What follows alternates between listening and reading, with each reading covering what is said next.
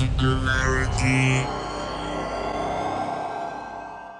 My name is Nicola, aka Socrates, and you're watching Singularity One-on-One.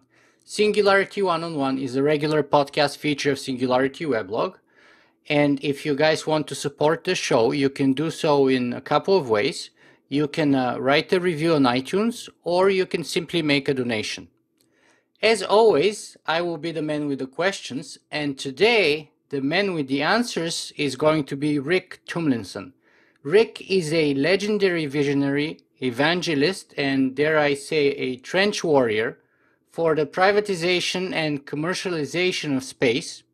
He has a very rich and colorful biography, one that's a little bit too long for me to share in depth here with you, but let me just point you towards some brief highlights, which include leasing the Russian MIR space station, helping send the first space tourist Dennis Tito, and starting a number of amazing organizations and companies, such as the X Prize Foundation, the Space Frontier Foundation, Lunacorp, Mir Corp, Orbital Outfitters, and most recently, the New Worlds Institute.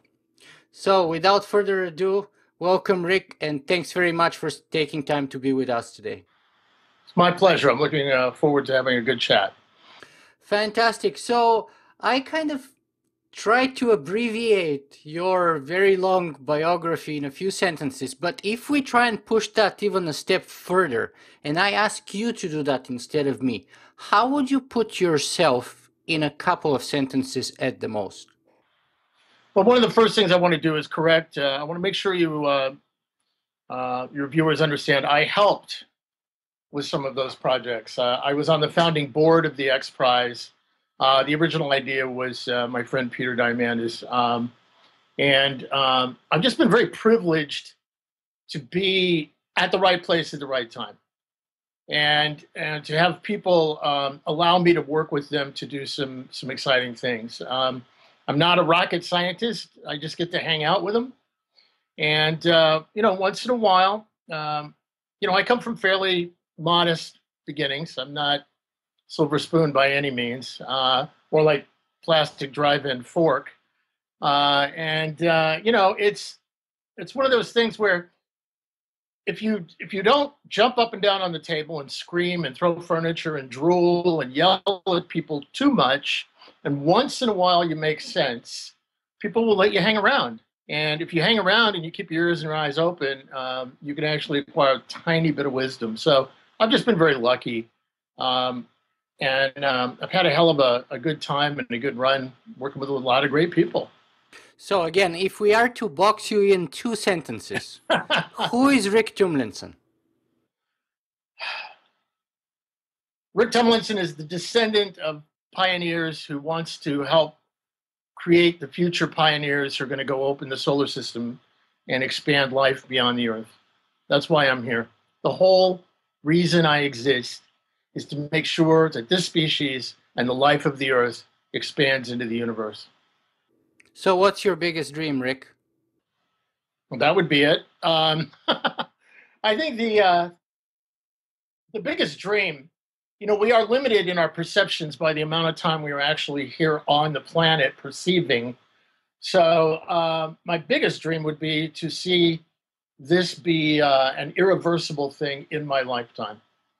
To actually see the first people declaring that they live somewhere out there in my lifetime. That would be the mark of success. I will have, along with my friends and associates and fellow warriors, made it happen. And what would be the mark of irreversibility then? Irreversibility.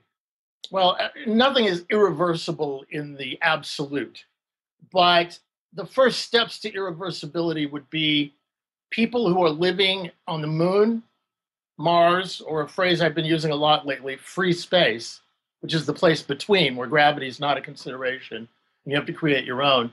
People living out there who consider those places to be their home. In other words, they're not there for a shift. They're not there for a tour of duty. They're not going somewhere else when they're done doing what they're doing where they are. They are where they're going home to.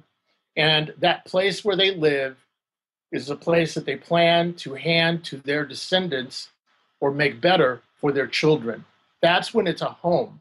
So when people see those places as their home, that will be the mark that human civilization has begun to expand beyond the planet. So, Rick, where did you get the bug for all of this? I mean, I've been spending a lot of time getting ready for this interview. I watched last night Orphans of Apollo, which is an absolutely fantastic movie that I recommend to my audience that they should watch, because I believe actually that chapter of space exploration and even out of this world entrepreneurship perhaps has not gotten its fair share in history and in the public kind of awareness quite yet. So perhaps you can share a few details with us about that and tell us maybe even before that, how did you even get the bug to begin with? Well, there's an hour and a half right there.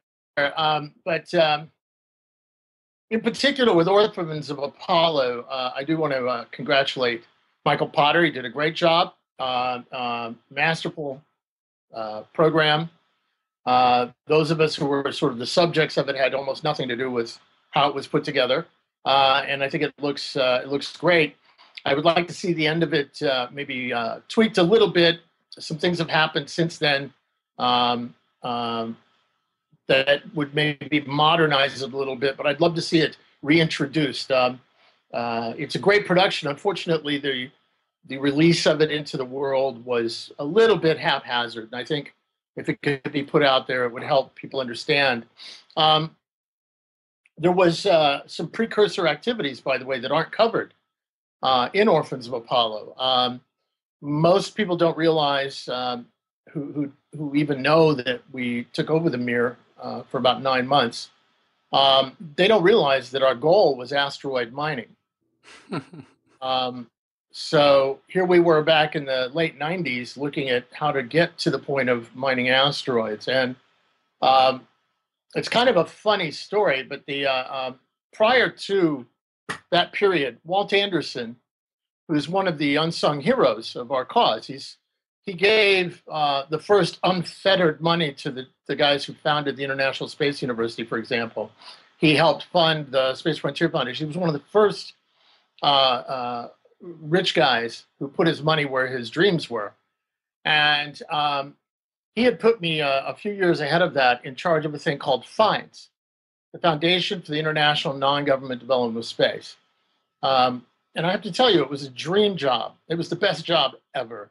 I was put in charge of $25 million and told to give away half of the interest, assuming 10% growth, every year to cool space projects that would help open the frontier.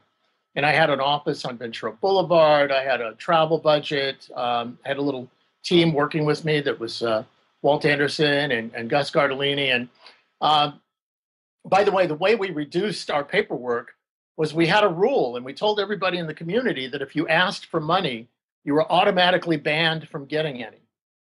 We have to find you. Now, yeah, what that meant was that we had to keep our ears to the ground, and that was sort of my job to find where the great projects were. It also meant we didn't have much paperwork, and it helped us reduce staff.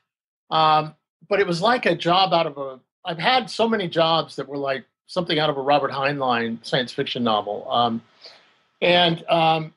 So we funded things like laser launch research.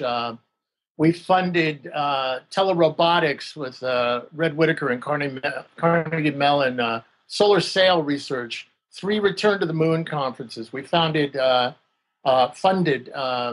hearings, unofficial hearings in the House or in the Senate, where the first time somebody heard about commercial space facilities, things like that, on and on and on. And it was just a real privilege because I was able to give away basically at the peak, I think we were giving away $1.5–2 million a year. And I was able at that point to start funding, and this comes all the way back around to my current company. I funded some work by Dr. John Lewis, who wrote the book Mining the Sky and Rain of Iron and Ice, which were the books that started the whole asteroid mining thing. And I was able to give him, I think it was about $500,000 at one point, to do research on how you extract metals from asteroids. And he hired a gentleman from Australia named Mark Saunter, who's one of the top experts, and they were working on that. Now, we also then hired a couple of people to look at the Mir and whether it could be saved from deorbit. Now, just to give you a little philosophical context here, if you're a frontier-oriented person and you believe in the frontier approach, you don't throw anything away. You recycle everything. Everything is precious to you. And that's the philosophy. You don't throw away perfectly good space stations. And so we hired some people to look at it and tell us whether or not it was savable and what technology we might use to save it. And it was Joe Carroll, who was famous for having flown tethers, and Vladimir Sirometnikov, who is a well-known to the Russians as the guy who sort of created his, I guess the biggest thing he's known for is the docking adapters that are still used on the space station. And they looked at flying a thing called an electrodynamic tether, which would create a very small electrical charge opposite that of the Earth and would slowly push the Mir up at a very, very, very low rate of pressure, but 24/7, 365. And that would mean that we wouldn't have to spend a lot of money on tankers to carry propellant to thrust and keep it in orbit. It's an absolutely brilliant idea. Basically, I think he was explaining it as a sail that floats on plasma, on the electromagnetic plasma from the Earth, or from the sun. I can't remember. Yeah, basically, it's just like two magnets. It's getting an opposite charge with the Earth, and it pushes it, but it's ever so slight. And we got a great report on it. And at that point, we were still thinking that we were what our original goal was that we were going to push the Mir to a very high orbit and shut it down, put it in mothballs, and then figure out what to do with it. Yeah. There was a story in the Wall Street Journal about Walt and I were out having drinks at a sushi restaurant, and and I said to him, I said, "You think you'd like to have a space station?" And he said, "Yes." And I said, "Well, I think we can do that." And and it was because we had this information. Now, the issue had started a couple of years before, in 1995. And this is going to be a little convoluted bit of a story, but it'll bring us back to the point you want to be. I was honored to be able to testify in front of the House Space Subcommittee. And in Congress. In Congress, yeah. What had happened was we had spent several years in the Space Frontier Foundation fighting against the space station. And this all is very ironic, but it ties up in a very interesting bow nowadays. But we were against the space station because President Reagan had announced that the space station was going to be finished in 1992, and it was going to cost around $6 billion. Yeah. So we kind of didn't believe that. And we also believed that things like facilities and operations in space should be conducted by the people, not by the government. And we fought against the space station for several years until we actually got close to killing it by one vote. And what's very interesting is my friends on the other side, the NASA guys and the ones who were fighting for the space station, will have conversations now. And it's kind of funny because they say, we saved the space station by one vote. And from our perspective, we nearly killed it by one vote. And both of us feel good about that. And that was the Space Frontier Foundation moving very powerfully and directly. And, when things are very close, small groups have a lot of power. And so what happened was, having lost that vote, but really gotten so close, we ended up, a fellow named Jim Muncie and myself, working through a third party, had a call placed to the NASA administrator, Dan Golden. And we, through a third party friend of ours, and told him, look, we'll walk away from fighting against the space station if you will support this new rocket that's being tested out in New Mexico called the DCX. Now, at the time, the DCX was the rock star of our field. We had been through all of this bloated government stuff. We had realized the space shuttle was way more expensive than it was pitched to be. The space station was going off the rails in its budget. And here was this little tiny rocket that was a project run by a guy named Pete Worden. And at the same time that all of these bad things were happening, here was this little rocket that would fly straight up and do all these interesting maneuvers in space. It would fly sideways. It was wonderful. In fact, I think I do actually. Here's a model of the DCX. Fantastic. And the DCX, the joke used to be that it was a rocket that flew up and landed on its tail like God and Robert Heinlein intended. And yeah, I've gotten this one signed by a lot of people that were involved. I was lucky enough to be able to work on that team. The thing about the DCX, though, was it was under budget. It represented all of the new approaches to things that many of us were interested in seeing.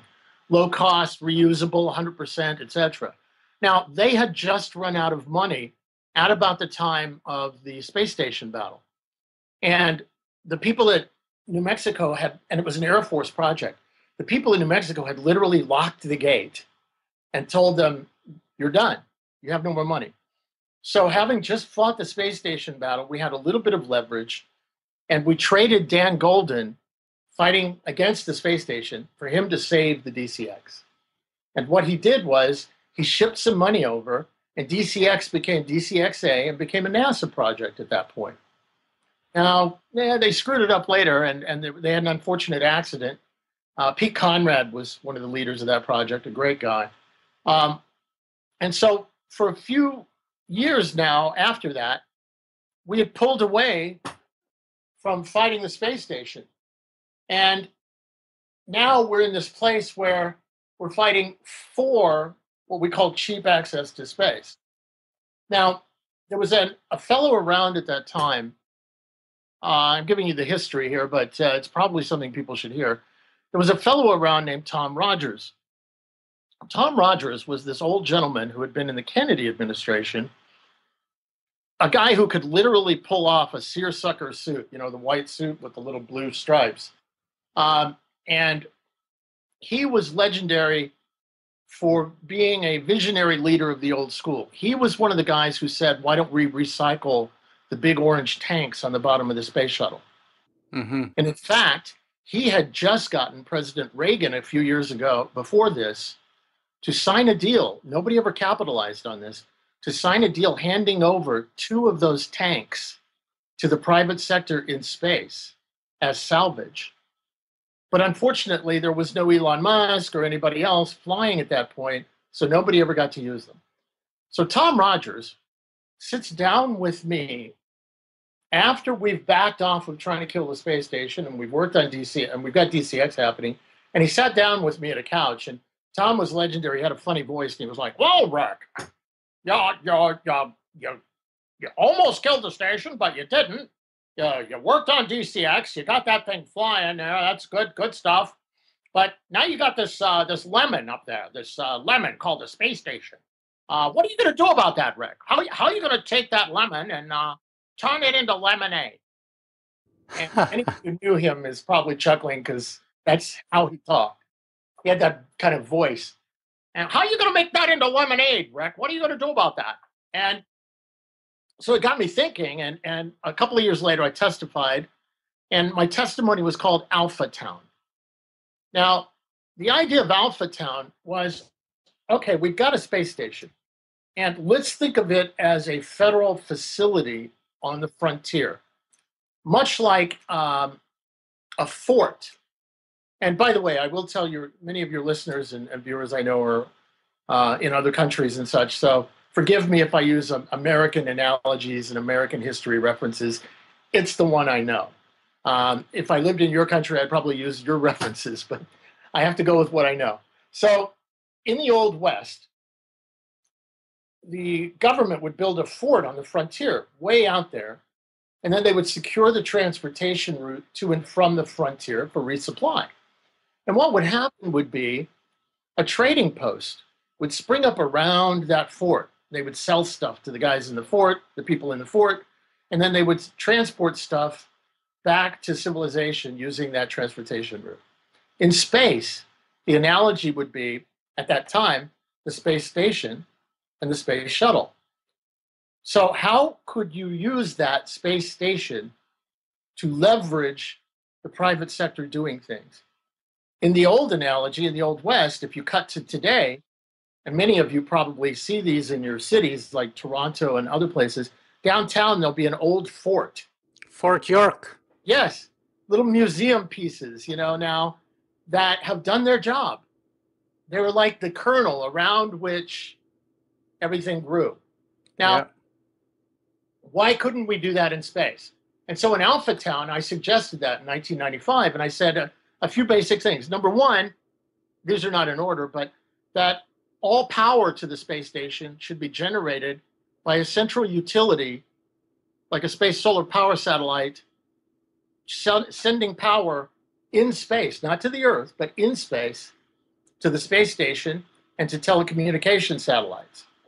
Then they could get rid of all those big solar panels and just have a big utility. And once we get good at it, then we could send it down to the Earth.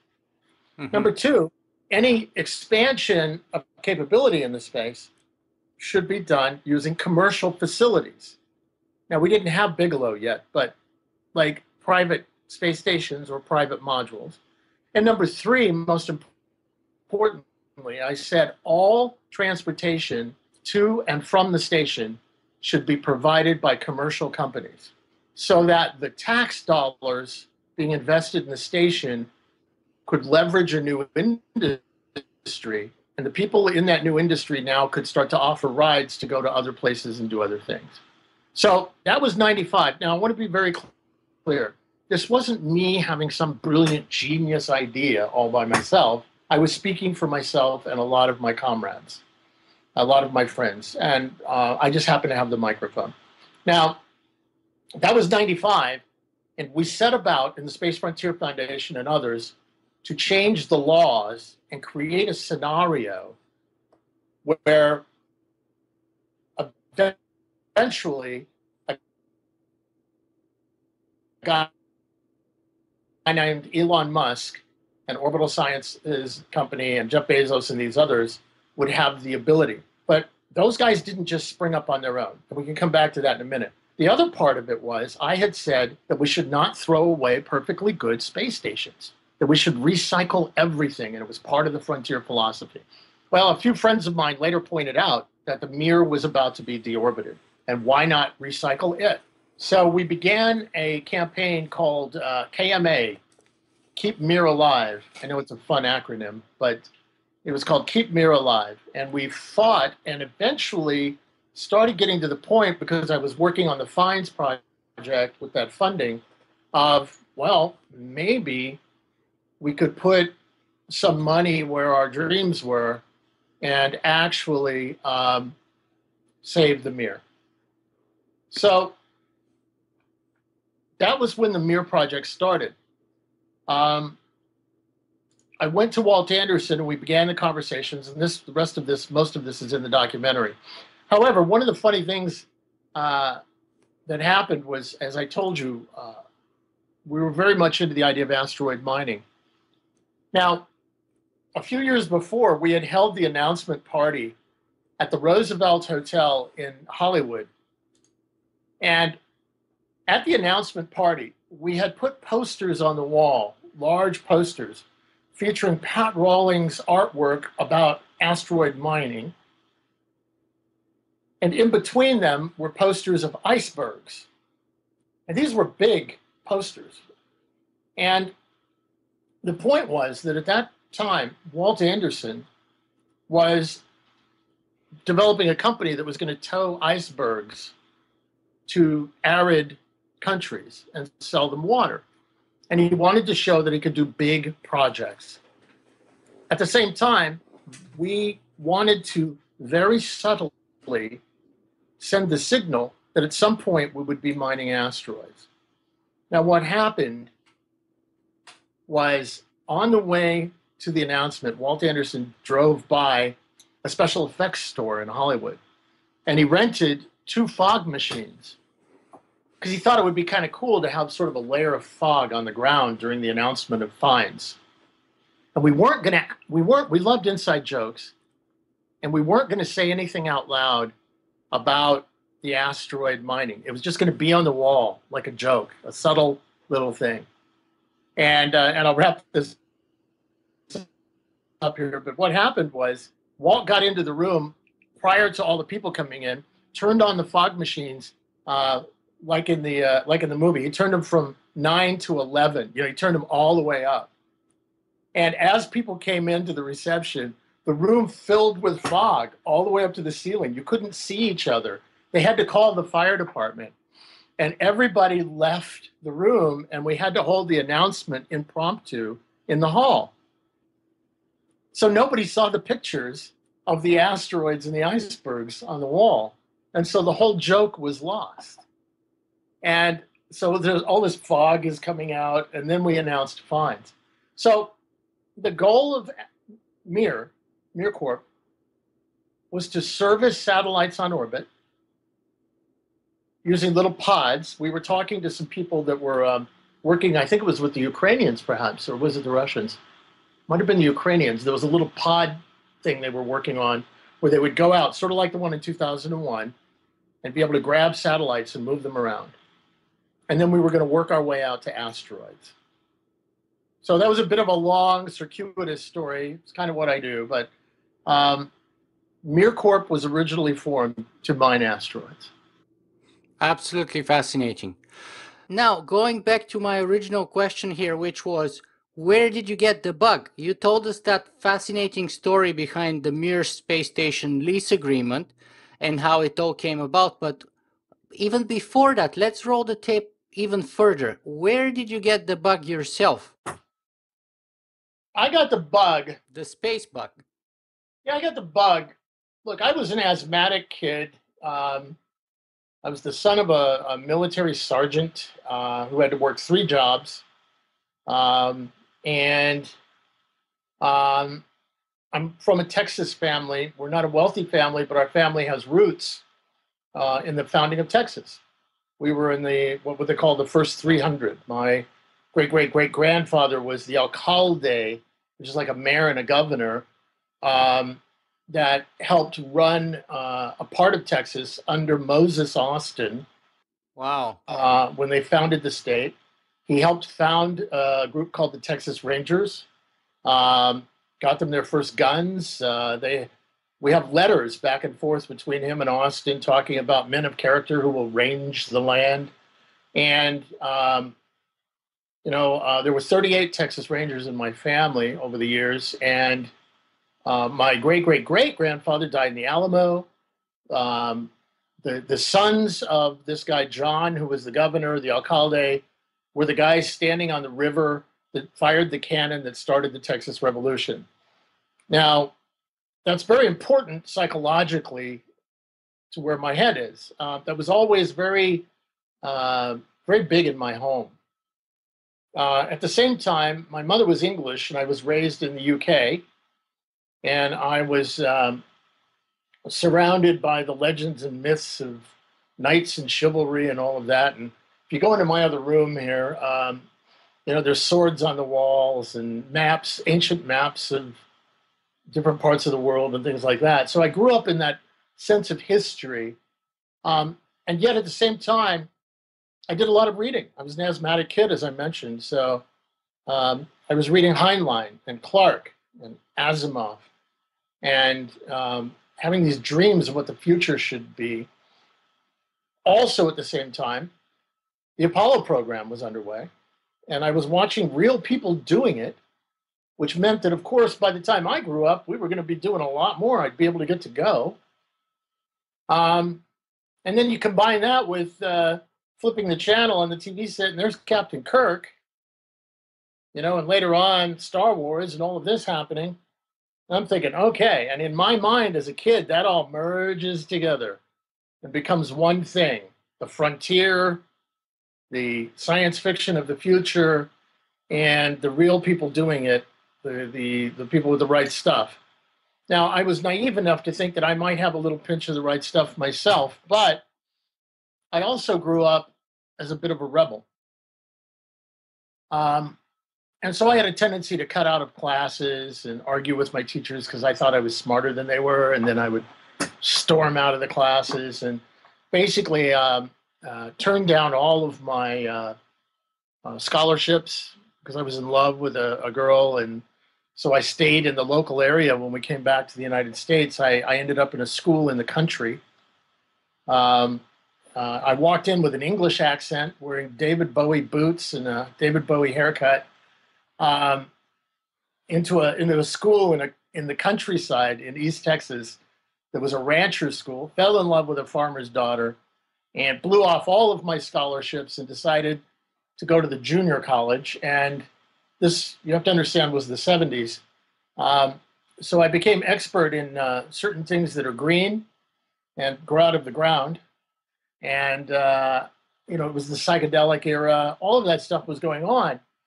And I was a rebel. I just didn't want to fit in. I didn't want to, do what the professors said and all of that. So all of it started to come together finally when I was sitting cross-legged on the floor at Stephen F. Austin University, stoned, watching a guy named Timothy Leary give a lecture on space colonies. Because Timothy Leary, along with a lot of people in that period of time, had just read this amazing book called The High Frontier. And he's showing these pictures of cities in space. And I'm thinking, oh man, that's awesome. Yeah, a few weeks later, I was working tech in the school theater, where I thought I was going to become a director because I had quit all of my science courses because I just got into such fights with all the professors, and there were a lot more girls in the theater department. So I'm working tech and doing lighting, and we had a guest speaker named Gene Roddenberry. Wow. The creator of Star Trek. And I'm standing backstage with him at one moment, and I'm by myself with him. And I asked him, and I said, "What? I want to do something. I don't have the skills. I've dropped out of classes and this and that. I'm not a scientist. I'm not an astronaut. What can I do? I want to make Star Trek happen."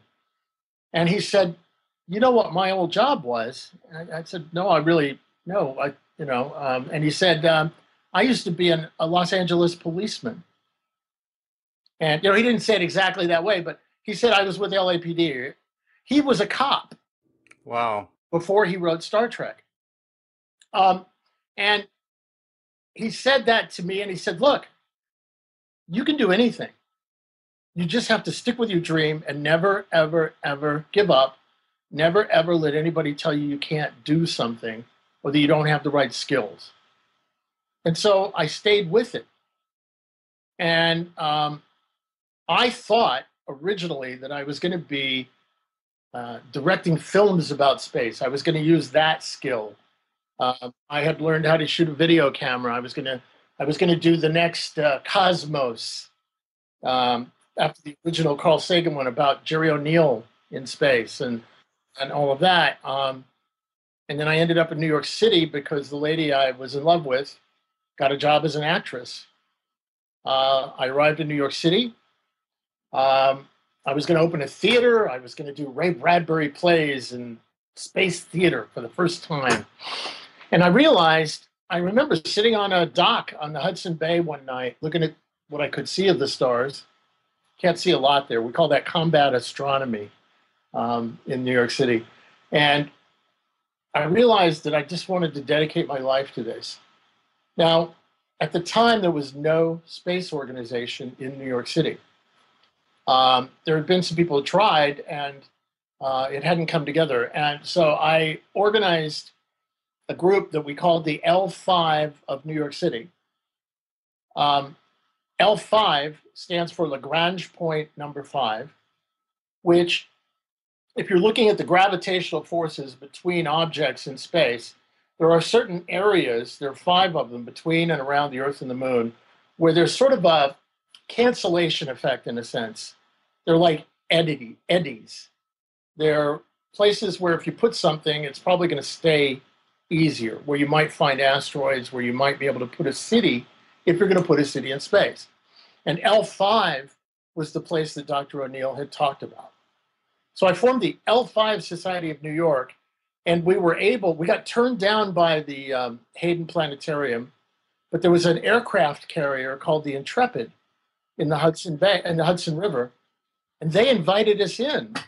And so we started having meetings on the aircraft carrier Intrepid. We were the only space organization with an aircraft carrier. Wow.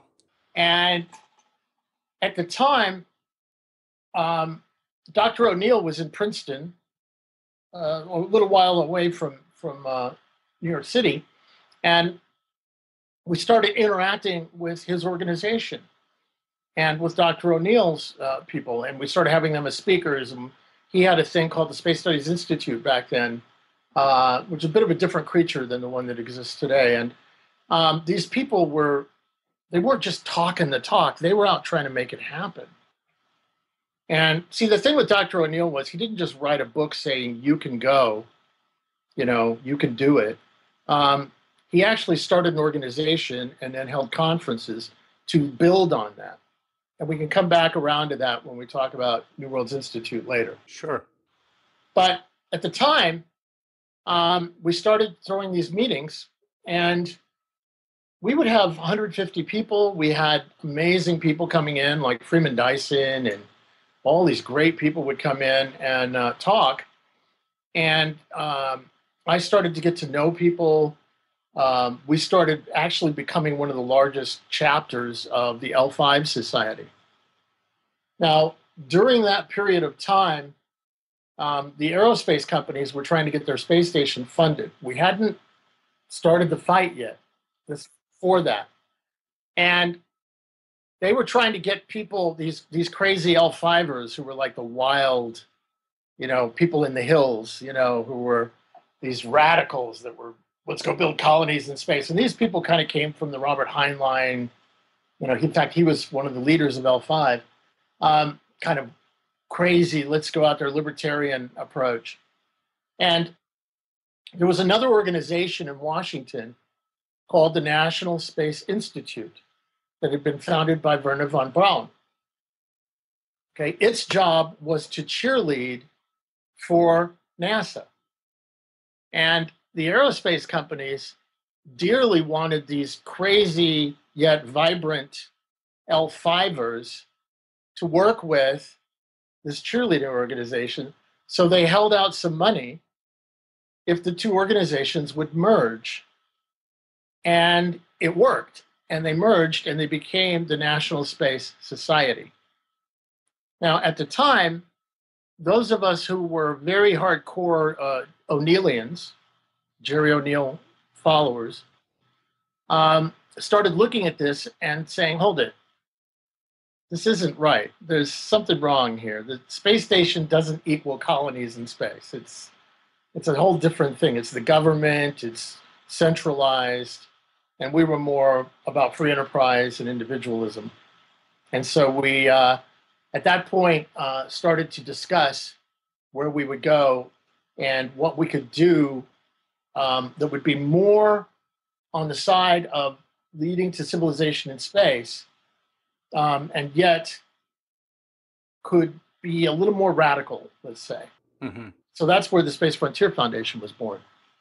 Fascinating. And let me ask you this. Perhaps now is the time to tell us the story of the pirate flag there that I see behind you. Is that somehow connected to your roots, to that pioneering spirit that you have both in your blood and in your head, as you said? Well, yeah, and what you can't see off camera is there's a Texas flag and a British flag over on the other side. I'm still looking for the cannon flag. There was a famous flag, as I mentioned with my ancestors. What started the Texas Revolution was that there was a cannon in this little town called Gonzales that had been left there. And Santa Anna, who was the dictator in Mexico, sent a troop of Mexican soldiers to get the cannon back. And they came up on a river, and on the other side of the river were a bunch of Texicans, and they had this one cannon, and they had a sheet, a bed sheet, with a picture of a cannon on it that said, "Come and take me." And they fired the cannon, and the Mexican soldiers ran away, and that's what started the Texas Revolution. It's interesting because if you ever read a book called "The Moon is a Harsh Mistress," Robert Heinlein?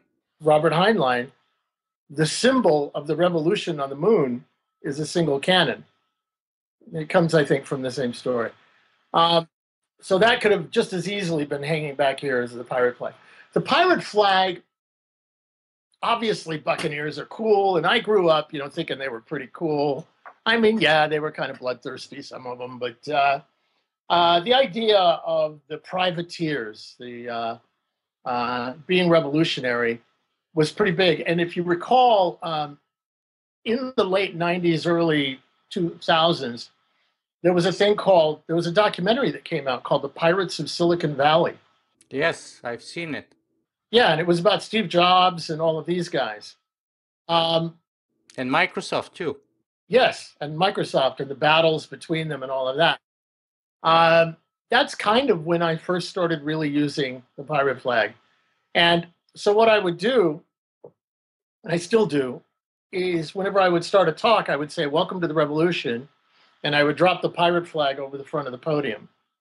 And it's just a thing. It basically says, look, we're going to seize, we're going to take, because that's the only option left, because nobody was handing it to us at the time. We're going to take the legacy of the Apollo program, and we're going to board the ships. We're going to take it on and make it our own. And we're going to do radical things and come up with radical ideas. We're going to disrupt, is the phrase they would use now, and then move into a new realm. And we're going to take the ship in the direction we want to go, and new ships. So the pirate flag just became a thing. And it's kind of fun. I have a tendency to wear black quite often anyway, so what the heck? It really is. It's just for fun. It's you don't want to examine it too deeply. We did actually fly a very small pirate flag that I had bought at Six Flags on the Mir. Yeah, I remember seeing that in the movie. Yeah, and it was funny because the Russians, the cosmonauts, see the skull and crossbones in a very different way than we do. They didn't see the movies. They didn't see Errol Flynn or Pirates of the Caribbean or whatever the same way that we do. They didn't like it. They thought it was an omen. So we had we paid them a little money and they flew it up there. So at the end of the day, all I got was the pirate flag and a lapel pin. We had a space station and that was all I got. That's more than anyone else can say. I mean, you had a space station for 9 months. That's pretty incredible. Even today, you have only a very select number of governments who can say that, and they co-own the International Space Station right now, which of course is maybe 120-30 billion dollars worth of cost so far. But let me go kind of again to that original bug and to another very pertinent question that you often speak about, and that's the why. Because one of the criticism here by, for example, one of my previous guests, who is a well-known inventor and the founder of the Venus Project, Jacques Fresco, He, for example, says that we have more important things to do. We have big problems that we have to resolve here on Earth. And until we solve all those issues here, like conflict, starvation, environmental disaster, wars, you name it, then there's no point of us going in space, because all we're going to do is we're going to export our problems from here to space. So the wars that we have here now will just become Star Wars, but we're going to have the same issues and the same problems. So let me ask you this: why space and why now? Don't we have bigger issues, more important issues here on our planet to resolve before going outwards? Exactly the reason we go. You've just made the argument for me, and so did your guest. How so? If we went with that logic, why go somewhere else when we have problems right here we have to solve? You and I would be having this conversation in our cave, right? And we would be hopeful that the elders wouldn't be wanting to kill us for talking sacrilege, because they're in control of the cave. You see, the reason we go to new places, the reason we do new things, is because we are dissatisfied with the way things are.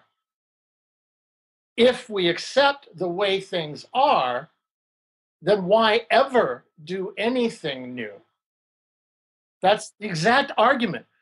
Look, you can argue to some degree that we have, that we're beasts and we have screwed everything up. And, and if that's the case, when people really get extreme about that, I just want to hand them a gun and let them kill themselves. Just shoot yourself right now, and we'll solve the entire problem. Because if we're that bad, we don't deserve to live. I'm actually an optimist about human beings. I like humanity. I like life. And I believe that only a few tens of thousands of years after we have become, shall we say, civilized, we haven't gotten it all figured out yet. It's going to take a while, and we are getting better at it. Some people have this very jaundiced, very narrow view of things that doesn't really look back in history at the way we actually were. But we really are less savage than we were, right? You probably don't have a barricade around your house to protect you from the tribe down the street. Probably don't have children who would most likely die in childbirth and not make it, to the level of being able to go to school or anything. Oh, and you actually have a school. Yes. And you're sitting in an air-conditioned building talking to me on another part of the continent using technologies that wouldn't have been developed if somebody hadn't been dissatisfied with the technologies of the day. And you live in a culture where you actually get to vote on who's in charge, rather than accepting the divine right of somebody who was appointed by God because they were bigger and could carry a larger sword than the person next to them. If you accept the status quo, you are doomed to stay within the status quo. And frankly, time moves forward. And if you are staying within the status quo, you're actually going backwards. So yes, we go to new places, we do new things. They don't always work, but sometimes they do. And inch by inch, centimeter by centimeter, we become better at being human beings. Yeah, as I often like to point sometimes, is all progress stems from the fact that, usually the children are rebellious and they don't want to follow the ways of their folks, of their parents and grandparents, and they want to try new things and do the old things in a new way. And that's how we have progress. And of course, people say, well, if a donkey was good enough mode of transportation for Jesus, then why would anyone else want anything else, right? But again, because somebody had, the audacity to consider different modes of transportation. Then eventually we got cars and airplanes and now spaceships, etc. Right? Because if we get satisfied with the donkey level, and if we say that God was fine riding a donkey, why would you want anything else? Then we'd never make any progress, of course. You got to quit handing me the easy ones. The fact is that Jesus himself was a revolutionary. He may have ridden a donkey as a symbol, which we all know if you think about it, but he was a revolutionary. So it would have been, well, if Caesar was good enough for Jesus, well, he wasn't. Jesus spoke whole new ideas. He challenged the status quo, and he paid dearly for it. A lot of people who challenged the status quo paid dearly. The point is, without an edge for people to go to, the center will come apart. What do I mean by that? I mean that you have to take your new ideas somewhere new. Where on earth can we go now to try the next thing beyond democracy that doesn't hurt the earth? There are a lot of people that want to go under the oceans or settle on top of the oceans. But the fact is, the carrying capacity of this planet, I believe, is being seriously jeopardized right now. And there's really nowhere to go that doesn't belong to somebody else to try your new form of government, your new form of social interaction. We don't have anywhere here to go do it. Okay? I mean, yeah, there are people that want to go over and take over an old oil derrick and declare a seastead or something like that. And that's a good experiment, but you're not going to get real far with that. And the footprint, the technological footprint that you're putting out there in the ocean, I believe, is something that I would rather have outside of the precious bubble of life. Nikolai, one very important point I want to make here. Okay. A lot of the discussions we are going to have, or like your guest brought up, are discussions that occur before the paradigm shift. And they don't make sense the day after. So things like robots versus people, things like, why are we going out there when we have problems down here? They would have made sense the day before we started redefining things. But see, I'm not defining things in the same way, so I can't have that same discussion. For example, I'm an environmentalist and I'm a technologist. All right? I believe in industrial free enterprise and I'm a tree hugger. Oh, and I'm in Texas, so I carry a gun. I whatever.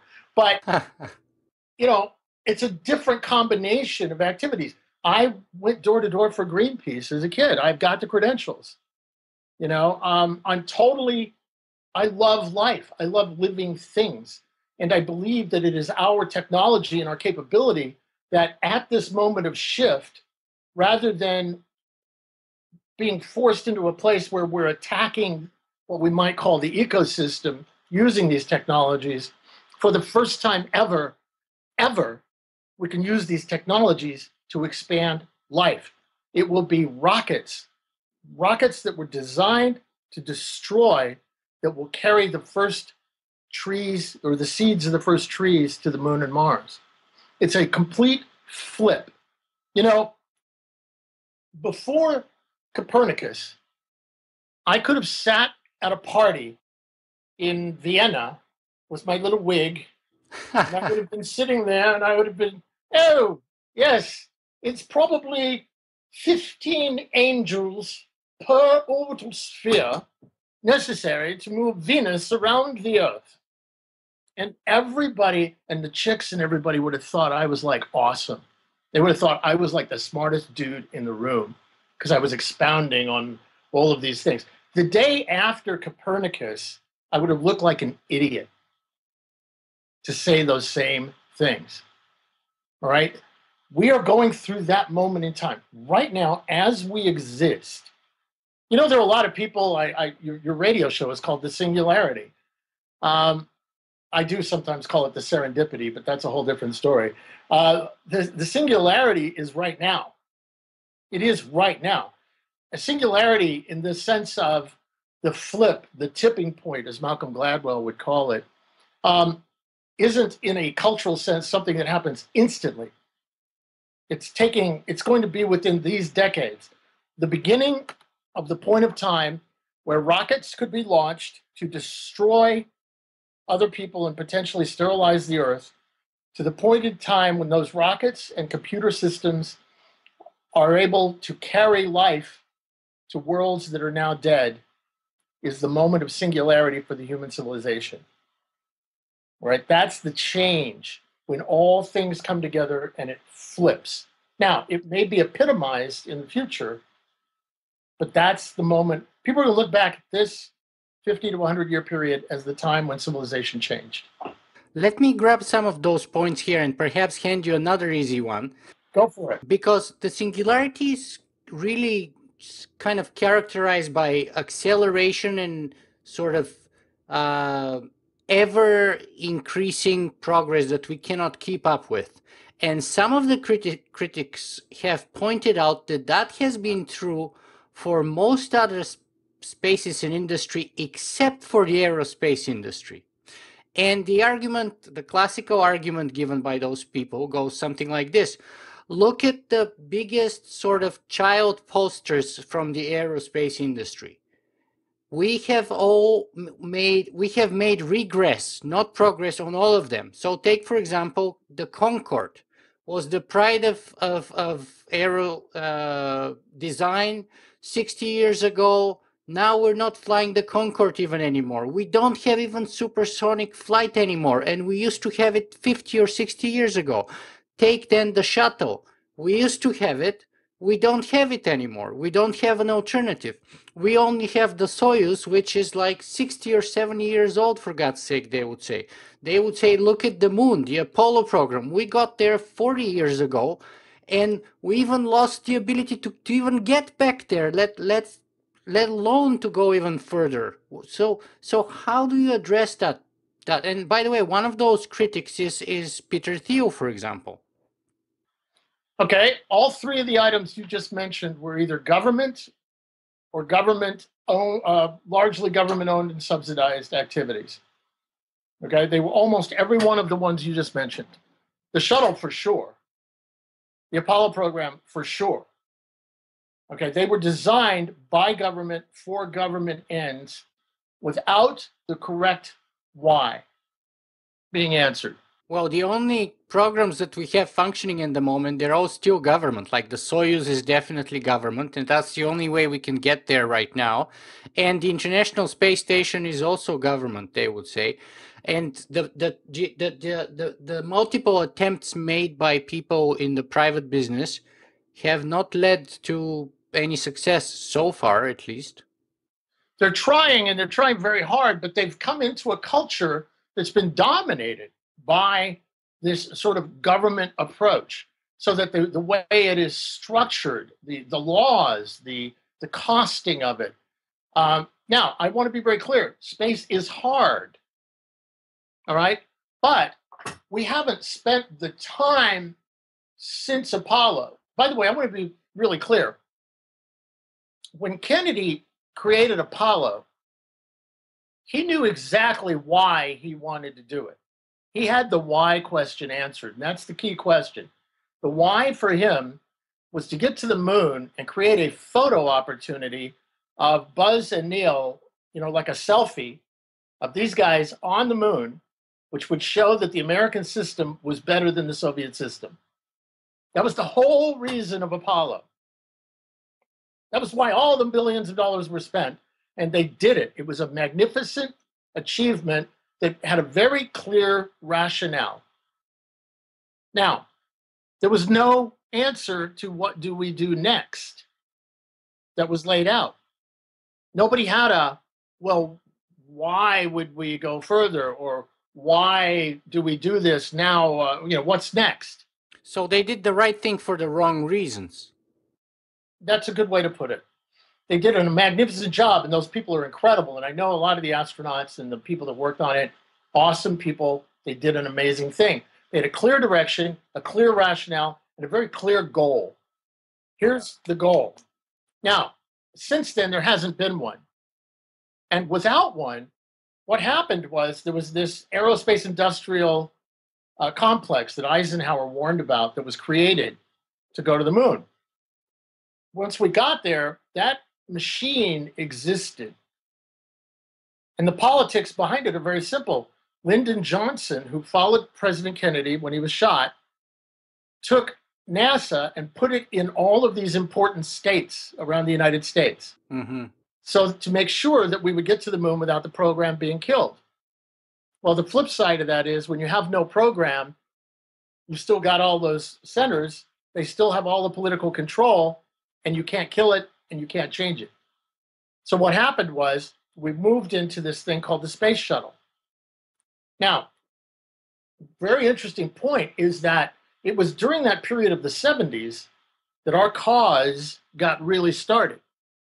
Because we had Dr. O'Neill saying, let's go out there and build cities in space. And we had this thing that was going to fly someday called the space shuttle, right? And this thing was going to fly 50 times a year. That's what they told Congress, 50 times a year. It was going to be $100 a pound to go into space. That was amazing, man. You could build L5 cities in space. So we thought it was coming.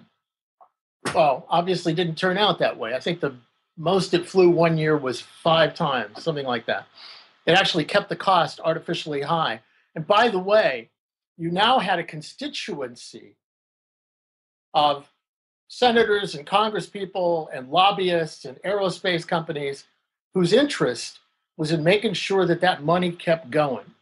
That money, as much as possible, kept flowing. And so all of the structures, and it's very, see, you can look at the surface of this and go, whoa, but if you get down into it, and it's not glamorous and it's not easy to understand at times, but if you get down into it, the political systems, the very way they paid for space projects, there's a thing called cost plus. Okay, the way that you pay for a space project in aerospace, in the old way of doing things, is if I want to have a cup, by the way, here's somebody making money off of Mars, Occupy Mars, right? But if you want this cup designed and you're a government person, you say, you know what? I'm going to have you build me a cup and I'm going to pay you 10% of whatever it costs you to design this cup. And you get to keep that as your profit. Well, if I could design this cup for $10, that means I get to keep $1. Why shouldn't I charge you $1 million so I get to keep 100,000? All right. That's how you get $1 million toilets, by the way. It's also how you get $120 billion space stations. Mm-hmm. Now, if you've got that kind of money coming in and you've got that kind of sweet deal going on, why would you ever want to have the costs come down? Why would you ever want to create a system where a guy like an Elon Musk can come rolling in and undercut your prices? So you're saying it's the incentives were all messed up? Absolutely. All of the incentives were there to keep people out. The fact that the success of Apollo was so magnificent created a culture of what they call the right stuff. And the right stuff was government employees acting within a command economy socialist framework to carry out work for you, right? And so all of this kind of mitigated against going further and doing more. The fact that nobody after Kennedy said the new goal is for us to go into space and expand civilization and settle the frontier, all right? That didn't happen. So what has changed now that this can happen? A lot of things, and they've just started to be manifested. Now, for all of those years, in the late 90s and up till now, you've had these organizations like the Space Frontier Foundation, Space Access Society, National Space Society, all these different activists who are a bit nerdy. They're not like rock stars. They really suck at PR sometimes and things like that. But what they have done is they've walked the halls of Congress and they've helped change the laws. We had to change the laws. It's been a long and bloody fight. we had to create the, I'm going to get the name wrong, the Space Launch Services Purchase Act, which told NASA they have to buy commercial. Finger by finger, we had to pry the fingers of the old established off of space so that it would be released so new ideas and new approaches could come in.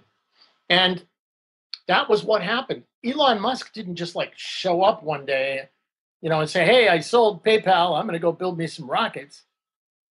All right. He got into it because, yes, he wants to go to Mars, and we should not ever forget that. But he got into it because a lot of people behind the scenes had spent many, many years really sweating. Laying the path for him. Absolutely. Exploding the landmines, getting things out of the way. The fact that we did the Mir, for example, and showed that, because the government, here we go again, we were going to fly this tether. The government wouldn't let us fly the tether. All right. They said it's a technology. We don't want it falling in the hands of those evil, I don't know, Canadians. I don't know. They didn't want somebody to have it. And so because we didn't have that technology, we had to figure out a way to pay the rent. And we had a meeting and we said, maybe some guy would buy a ticket. And I had lunch with Dennis Tito and I had lunch with Jim Cameron. And Tito put up $1 million and that led to him flying and all of that. All right. So that helped send a signal that, maybe somebody would buy a ticket. Maybe that's worth something. There were other people doing other projects. The X Prize, even though it didn't work perfectly, did send a signal. Okay. There were other companies out there trying to do things that shared the dream, but we had to create a clearing so they could do it. Now, a lot of people looked at the end of the shuttle and said, oh my God, it's all over. No, that's the beginning. That's the beginning. That was the big tree that had so much shade the little trees couldn't grow up under it. Very nice way to put it. Well, it's unfortunate that we had to fly with the Russians. I love the Russians. I worked with them in Mir. And it's unfortunate, though, that we had to buy tickets there. But that was because of Congress.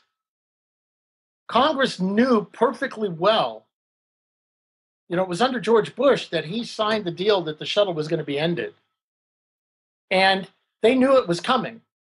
But Congress and the lobbyists for the aerospace industry, rather than setting things up so this guy named Elon Musk or Jeff Bezos or these other guys could undercut their prices, rather than giving him that market, they forced a situation where we had to fly with the Russians.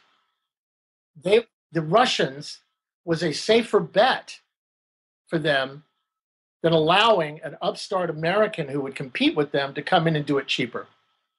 That's how you can't look at, anybody who's ever, there's like this TV series on right now about Carnegie and all of this on the History Channel called The Men Who Opened the West or something like that. And it's about Edison and Carnegie and all these people. If you look at the surface of these things, you don't get what's going on underneath. Think about how cutthroat that is in a sense, right? We're American companies and American lobbyists, we would rather have the Russians flying American astronauts into space than allow somebody who's going to compete with us to get a foothold and force us to do things differently. That's what happened. Now, we're moving into a different period, and it's starting to shift, but that's really what happened. So you have to really look at it and understand that we are in the beginning of something new. It's crude, it's bumpy, it's rough, but if we can come back around and answer the question why and get on the same page with the government and the aerospace companies and the SpaceX's and the Jeff Bezos's, we can do something really incredible. Excellent. That's my next point. So it's a very good lead. So is the New Worlds Institute aimed at providing that why? The New Worlds Institute, for me, is going to be looking at what you do after you have the why. And let me come back for just a second on that. As I said, there have been a lot of battles fought to help get these companies flying. And a lot of people fought a long time. A few years ago, We had a very critical vote in Congress that basically was the last major vote prior to the funding that allowed SpaceX to fly to the station. And around that time, I came back to Texas for personal family reasons and to also try and work on changing the climate here in Texas. That gave me a little bit of time out. And it was quality time for me because I actually got to work on my father's land. I got to put shovels in the dirt and walk around and see the actual stars at night. And Be a real Texan. I am. I'm a British Texan. I'm an English kid from Texas. But the country, being out there in the world and seeing it and feeling it, kind of got me back in touch with why I'm in this. And during that period of time, I started looking at, SpaceX, Jeff Bezos, they're gonna make it or not now. The baby has been born. Those of us, since we're talking tech, the gunfighters have, helped protect the baby long enough that it's growing now and the baby's flying. So they're out there now, they're starting. And even the aerospace companies are starting to come around, and I'll come back to that in a second. So I want to focus on where they're going. Mm-hmm. See, one of the easy fights we all have is what kind of car we're going to drive to get where we're going. Is it going to be a government car? Is it going to be a Dragon? Or is it going to be a Sierra Nevada? Or is it going to be this? Or is it going to be this? They're all going to Disneyland, and they're all worried about what car they're going to take to get there. I wanted to start focusing on Disneyland. Okay? What is the destination going to be like? What are we going to do there? Or an economist might say the economic pull function. Rather than pushing, lowering the cost of getting somewhere, you make the somewhere so attractive and so real that this starts to take care of itself using market forces. So I started looking at the why. And I really started getting back in touch with why I do this. Why do I care? Yeah. And that really got me very introspective. And I realized that the reason for going into space is bigger than anything. I mean, it's so cool because we're in a field where I get to actually say that. It's like bigger than anything. Yeah, I mean, like the universe. We're at that level. We can have a conversation at that level. This is about the universe and humanity and why we exist and why we're intelligent beings and how we got here and are we the only ones? And all of those questions roll into this. And when I look at that, I realize that, yeah, we've been fighting these battles and these technologies and all these other things all these times, but there is a grand purpose here. There is a grand route ahead of us. There is a grand goal that we can achieve if we do things right. So I started putting together the New Worlds Institute in parallel with Deep Space Industries. Mm-hmm. And the idea is to get out there on the frontier and start figuring out how to utilize it and how to create a culture that utilizes it. And so that's where both the company, Deep Space, and the New Worlds Institute come from. They're not related directly, except through me, but that's the goal. How do we engineer the pilgrims? What do I mean by that? I mean that, let's say you were in England in the 1600s. Yeah. It's the beginning of the 1600s. And there was a guy named Elonius Musk, and he was building a thing called the Mayflower X, and it was going to go to the New World. And you knew it was going to happen in about 15 years, which is when he and Bezos and these other guys say they're going to get us off planet and go to Moon and Mars. If you knew that was coming, how would you engineer the culture of people, the pilgrims, who could take that boat, go to the New World, and survive? And what tools and knowledge would they need to make a go of it? And I decided that's what I was going to do with the New Worlds Institute. So are you to prepare and or train and or equip materially or philosophically or otherwise the people who are going to be willing to take on that trip? Yes, and the first step, interestingly, was it's funny because you can have like a great idea and you can sit around brainstorming with people and this is really cool. Let's go do this. And then what happens is you realize, oh hell, I have to do this other thing first. Oh, and then I have to do this other thing. These are not really exciting, but you got to get them done before you do what you're doing.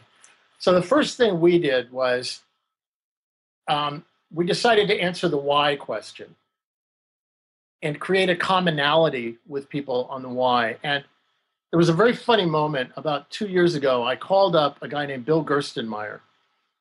Bill is in charge of human spaceflight for the United States. He's got, I guess, a $9 billion budget or something like that. He's the guy. He's the guy in charge of anything we do with space station and astronauts and stuff like that. Now, Bill had been on the other side of the largest rocket project that NASA's ever done, what they call the Space Launch System. That was the one that's been fighting to some degree against SpaceX. The senators have. You know, it's like it's a ridiculous game of, well, all the money has to go here, but we can't give these guys any and all this. I was on this side fighting for it. In fact, I was one of the guys that made up the term descendant launch system. All right. And so what happened was, having stepped away for a while, I was able to kind of get a new perspective. I got on the phone, I called up Bill Gerstenmaier. I said, Bill, I'm done. I'm done. This is sort of like what we did with the space station back in the 90s. I said, I'm done fighting. All right, Elon's going to fly or he's not going to fly. It's going to be up to him now. The momentum is happening. The baby is born. Why don't we start talking about where we're going, Bill? Why don't we not fight? I'm not going to write any more editorials in the Huffington Post or testify anymore or anything against SLS. I'm going to focus with you on the destination. And we had a great conversation. It created a clearing for a new way of talking to each other. And so we started talking about our passion. And once you sort of engage in a new way of talking with somebody, it gets into you and you start doing it more and more, and it starts to be a new approach. So a few months ago in Washington, I rented the Reagan Center building, or a meeting center, a meeting room in the Reagan Center in Washington. And building on what I had with Mr. Gerstenmaier, I reached out to, we ended up with 110 people from all sides of the space community in a room together to talk about why we go. And we had vice presidents and leaders of ATK, which builds the rocket motors for the shuttle, Boeing. These things have been set in print, so I'm not saying anything new. Lockheed Martin, SAIC, Aerojet. We had the advisors to the Romney campaign. We had the advisors to the Hillary campaign. We had NASA people. We had scientists, engineers. We had people like Jeff Grayson from X Corp. Everybody in one room. Astronauts. Elon Musk and Jeff Bezos? They were not there, and I'm glad they weren't. They would have been too disruptive. But we had representatives from SpaceX. Mm-hmm. And we had representatives from Bigelow. We had representatives from all these. We had Buzz Aldrin. He was a handful all by himself. I love Buzz. But everybody sat in this room, and we had workshops. We had a poster in the back of the room that I'll have to send you. It had a rocket, and then it had the red cross, the band sign over the rocket. They said, no launch vehicle discussions allowed. Everybody in the room was banned for 2 days from arguing about rockets. They also couldn't talk about whether it was the moon, Mars, or free space that was their favorite thing. And they couldn't talk about their political parties. You take all those things away and you strip all of that away, and now you can get down to having a conversation of why are we all here? Why are we into space? Why do we give our entire lives to this cause? Whether you're working for Lockheed Martin, whether you're working for SpaceX, you have the same dream. And at the end of the 2 days, we got a consensus of the people in the room at this. It was called the Pioneering Space National Summit. You can look it up.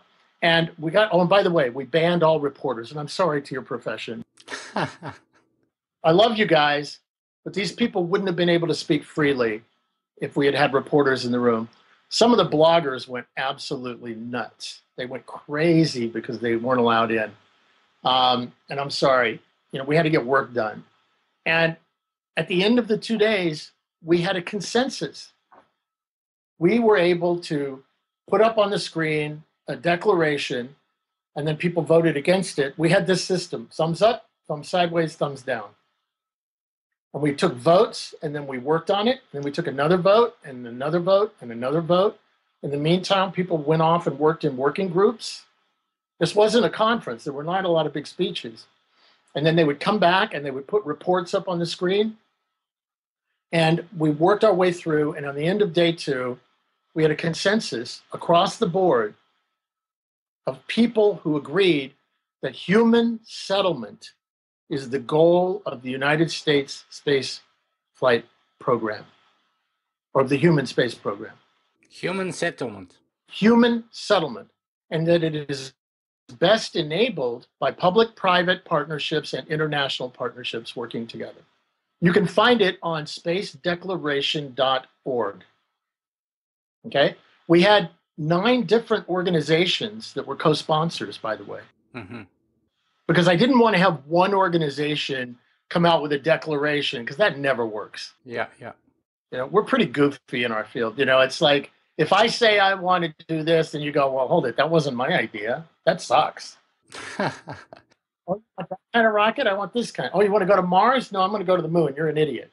We can't do that. So perhaps now is the moment to talk a little bit more about that human part of the settlement, right? Sure. And you previously very quickly, just briefly touched on the issue of robots versus humans. Right. Tell me a little bit more about that. Why are you pushing so much the human end of things? I mean, the classical argument goes that, especially in the singularitarian community, that everything that has been done by men, or most everything that has been done by men previously, is being done or will soon be done better, faster, cheaper by a machine, by a robot, by an artificial intelligence, by a computer, you name it. So, and also those are cheaper. And when they die, we don't make a big fuss about it. So, they also have more durable hardware. They can take a lot more G's than our, meat bags can. And therefore, the sort of the box around them, the possibilities for them going outwards are much bigger and better. So why are you insisting so much on the human end of things? Number one, because I am a human. If I were a toaster, I'd be arguing for machines. But number 2, if I want to go dig a hole and mine some resources, I can send a machine because it is cheaper. If I want to do some research and take some pictures of something or get some samples, I could probably send a machine. It'll be slower, things like that, but it'll probably be cheaper, and especially if it's a dangerous place. But do I want a machine to go listen to a symphony for me? Do I want a machine to go to an art museum and look at a Da Vinci for me? Do I want a machine to look into the eyes of my baby and have those feelings? No. I'm a human being. That's what I do. All right? I smell the flowers. I dream dreams. I am the creature of spirit. I am the one who feels joy, happiness, hatred, disgust, the craving to explore. That's what I do as a human being. Machines are just the extensions of my fingers and hands. They are not a part of my imagination and my soul. And that's why I want to see human beings go. Robots first, people follow. Wow, that's perhaps the best way to put it forward, I think, and it's also the most poetic way, and it's also kind of the best emotional hook you can come up with, because I can appreciate that you want to be there at the edge of the symphony of the galaxy, or the birth or the death of that star, or whatever it may be, and that's really poetic and powerful image. However, let me push you on it a little bit. The idea is that we can overcome and, as Ray Kurzweil says, transcend the limitations of our biology, one way or another, whether we upload into the machines or into robot bodies, especially when it comes to space flight at near the speeds of light or even beyond the speeds of light, if that's possible. Then the idea is that the smaller our footprint, the faster we can travel, the further away we can get to.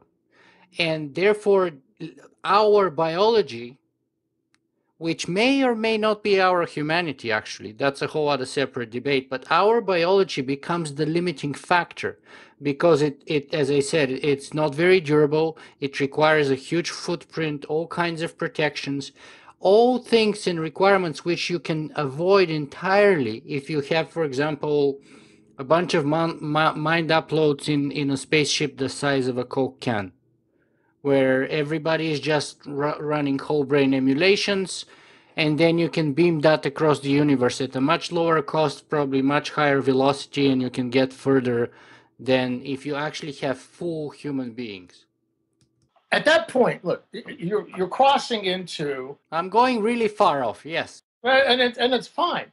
If at the end of that voyage, at the other end, there is a human being in all senses of the word human being, in that that person feels joy, all of the things I mentioned before, and can be a part of that in terms of being an imagination rather than simply a ones and zeros digital entity. Yes, as Einstein said, imagination is more important than intelligence. So I agree, and that kind of goes right to the very meaning of what is to be human, which is kind of one of the reasons why I started my blog, trying to answer that question and how it changes in the context of this accelerating, disrupting change and explosion of potentially artificial intelligence, because the very meaning of what is to be human would change. And right now it's kind of a synonym. Humanity is a synonym of biology, but I believe that would change. And Ray Kurzweil says that human is this which transcends its current situation. We kind of agreed with that a little bit when we talked about progress. Human is that which pushes progress, which is never satisfied with that which we have been given by our ancestors. And so provided we can keep those elements, I don't see a reason that we should be so attached to our biology per se. And you can still dream, you can still imagine, you can still have the poetry at the edge of the universe. I'm not disagreeing with that. I really don't disagree with it in that sense. When we talk about humans versus robots, the debate that people are having right now is a different discussion. Their discussion, their discussion is one versus is exploration versus settlement. Yes. All right. If those intelligences in that Coke can are going out there to live and to make of that a new domain and all of the other things I said regarding it being their home, that they're going to live there, they're going to give it to their children if they can have children, hopefully, things like that. That's a different approach or a different discussion than an exploration discussion. An exploration discussion, you can argue that having machines at the current state of what we call machines, see, we can have a fantastical debate about fantastical um, aspects of things that is important to have and worth having. But at the same time, right now, the debate of humans versus robots is a discussion. It's a different debate. It's a different level, yeah, absolutely. These are people who say people shouldn't go into space. Mm-hmm. in whatever form right now. And you made a very poetic defense, which I entirely agree with, as to why we need to, because of course our current robots are nothing as to what I've described in the really long run, which of course is not guaranteed by any means, and only people like Ray Kurzweil say that, or the transhumanists and the singularitarian community generally believe we even have the chance of getting there. And so perhaps now is the time for me to muddy the waters even more and bring in the topic of the book that you're working on, which has this kind of very sort of interesting title, working title at least, called God and Rockets. Yeah, So we talked about space exploration, humans and robots. And rockets. Let's throw in God now. okay. Why God? Why do we need God in this picture? Because an atheist like me says, look, we have quite a complexity right now already, and we can explain most other things without God. God's only going to complicate things, in my view. Why are you bringing him into the picture? Him? Well, anyway, look, I think that I'm using the word God in this sense of I'm using the word God in a different sense than you're talking about Sure, it. tell us about it. I'm not saying this is some angry old dude, who's throwing lightning bolts down at people that have the wrong family structure. I'm not talking about some people running around in white robes on Mount Olympus, or somebody whose picture can't be drawn, or they'll blow up your house. I'm not talking about God in that sense. Okay, I am talking about God in the interactive sense of our relationship to the universe itself. I am of the belief that the reason we are here as sentient beings is an act of is an interactive act. I am of the belief that as human beings, as sentient beings, we are here as part of an interaction with the universe that makes the universe alive.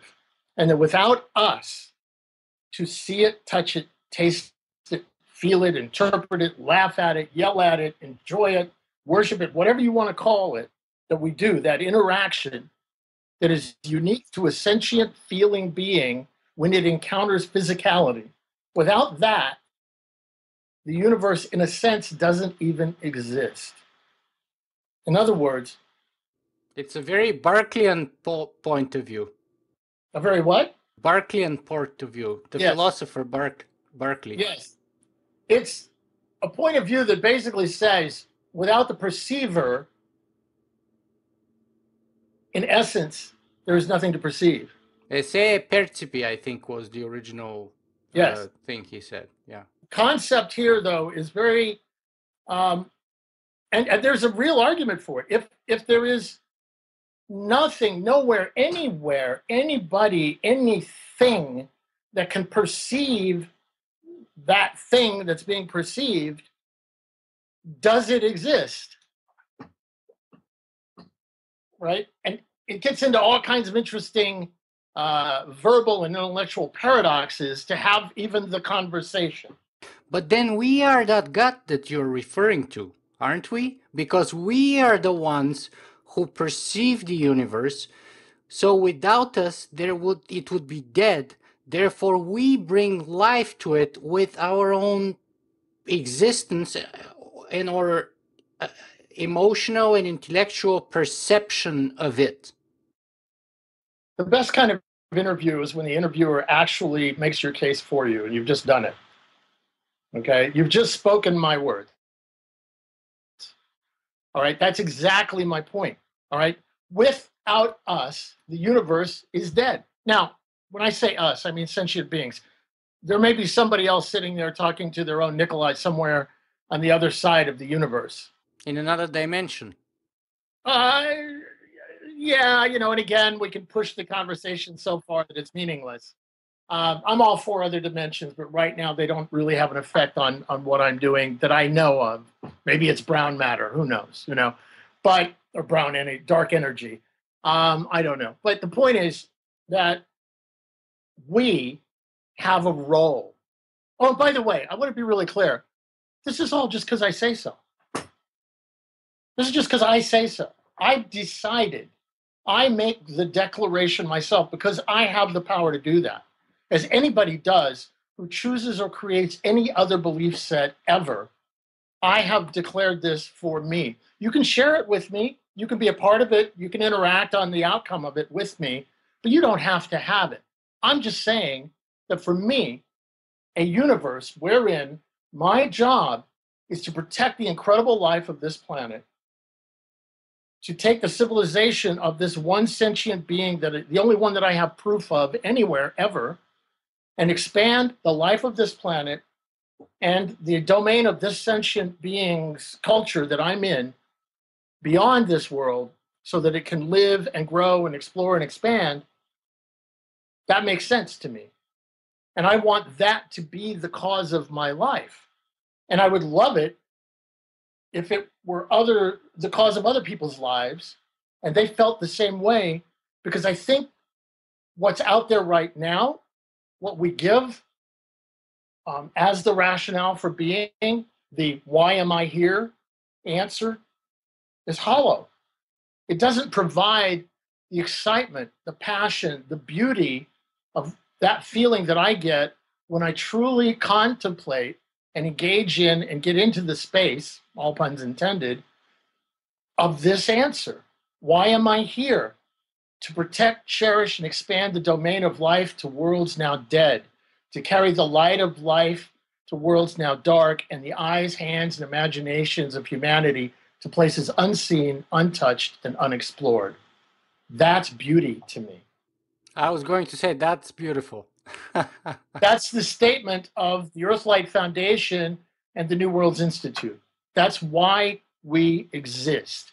Now, imagine a world, in a world, as they say in the movies, in a world. But imagine a world in the future where a child grows up in a culture that, rather than being dominated by cultures that were basically started in 3,000 years ago, the answers to their existence come from this interaction with the universe that is based on the knowledge, the science, the understanding that we have now. See, the idea of, look, the idea of like, let's go start a faith, because really what we're talking about is the faith that this is all based on. There is some missionary element for sure in what you're saying, right? That kind of mission to go outwards, to go to the frontier, to push it further out, right? That's what missionaries do. Missionaries of life, missionaries of imagination. Sure, yes. All right. And the beauty, by the way, of it this time we get to go together.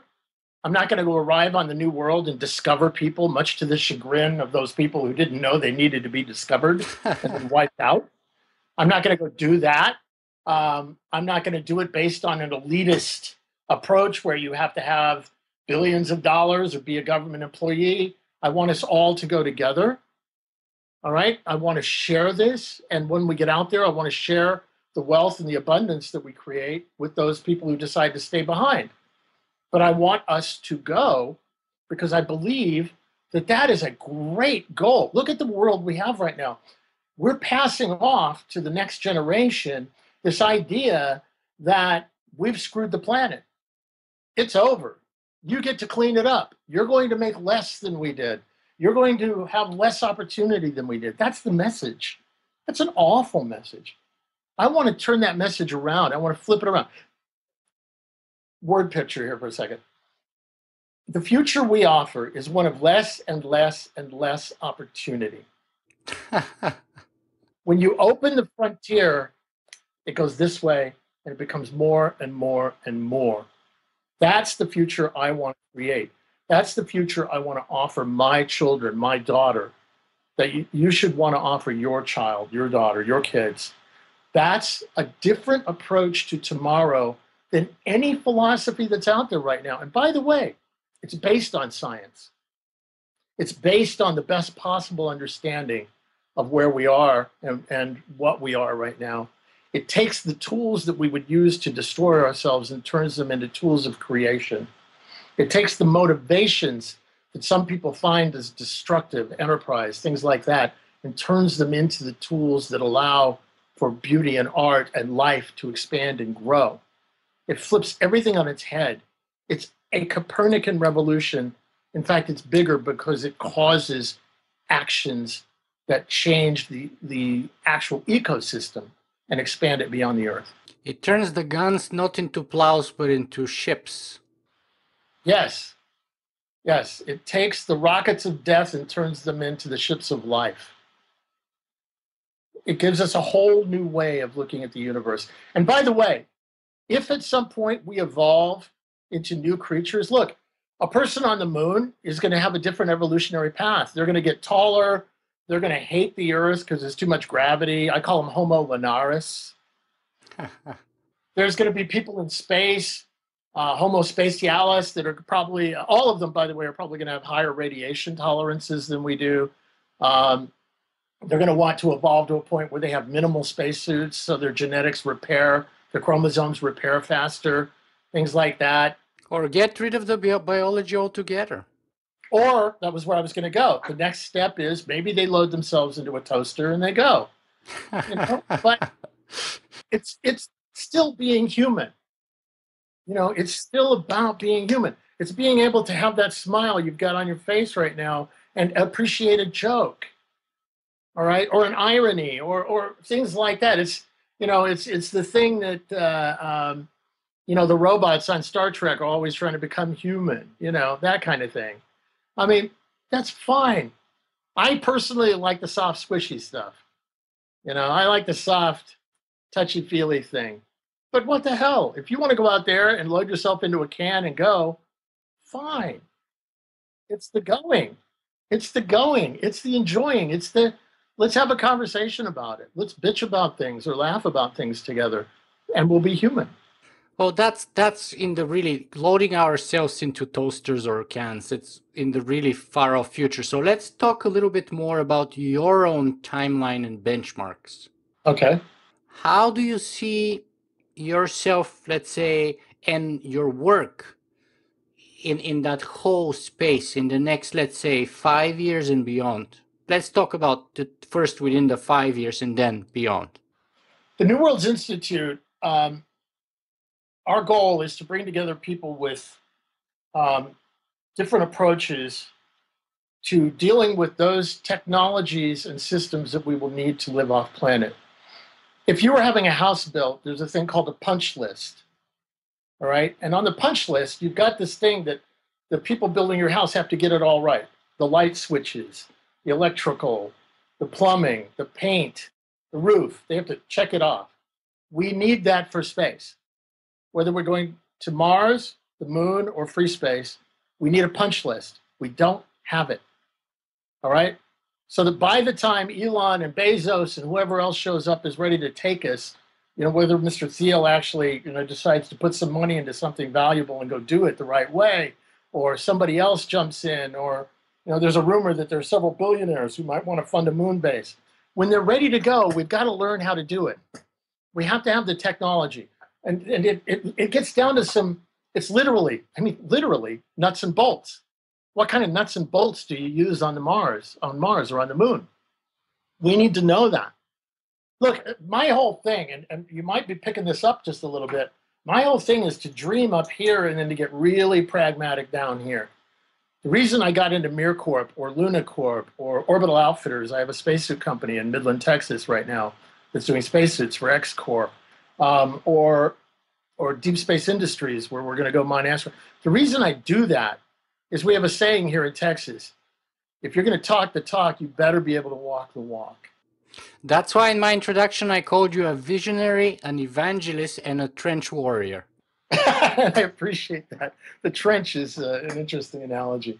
But the fact is that we need to learn these basic things. A, what are the machines and technologies? What does a moon base look like? You what does a Mars base look like, or facility that's going to grow into a colony? What do those things look like? How do they operate? Also, creating the culture of people that are going to be comfortable operating and living within them. So that begins to create, as I said, how do you engineer the pilgrims? Well, those people right now are probably 9, 10 years old, all the way up to us. And I want to start working with them.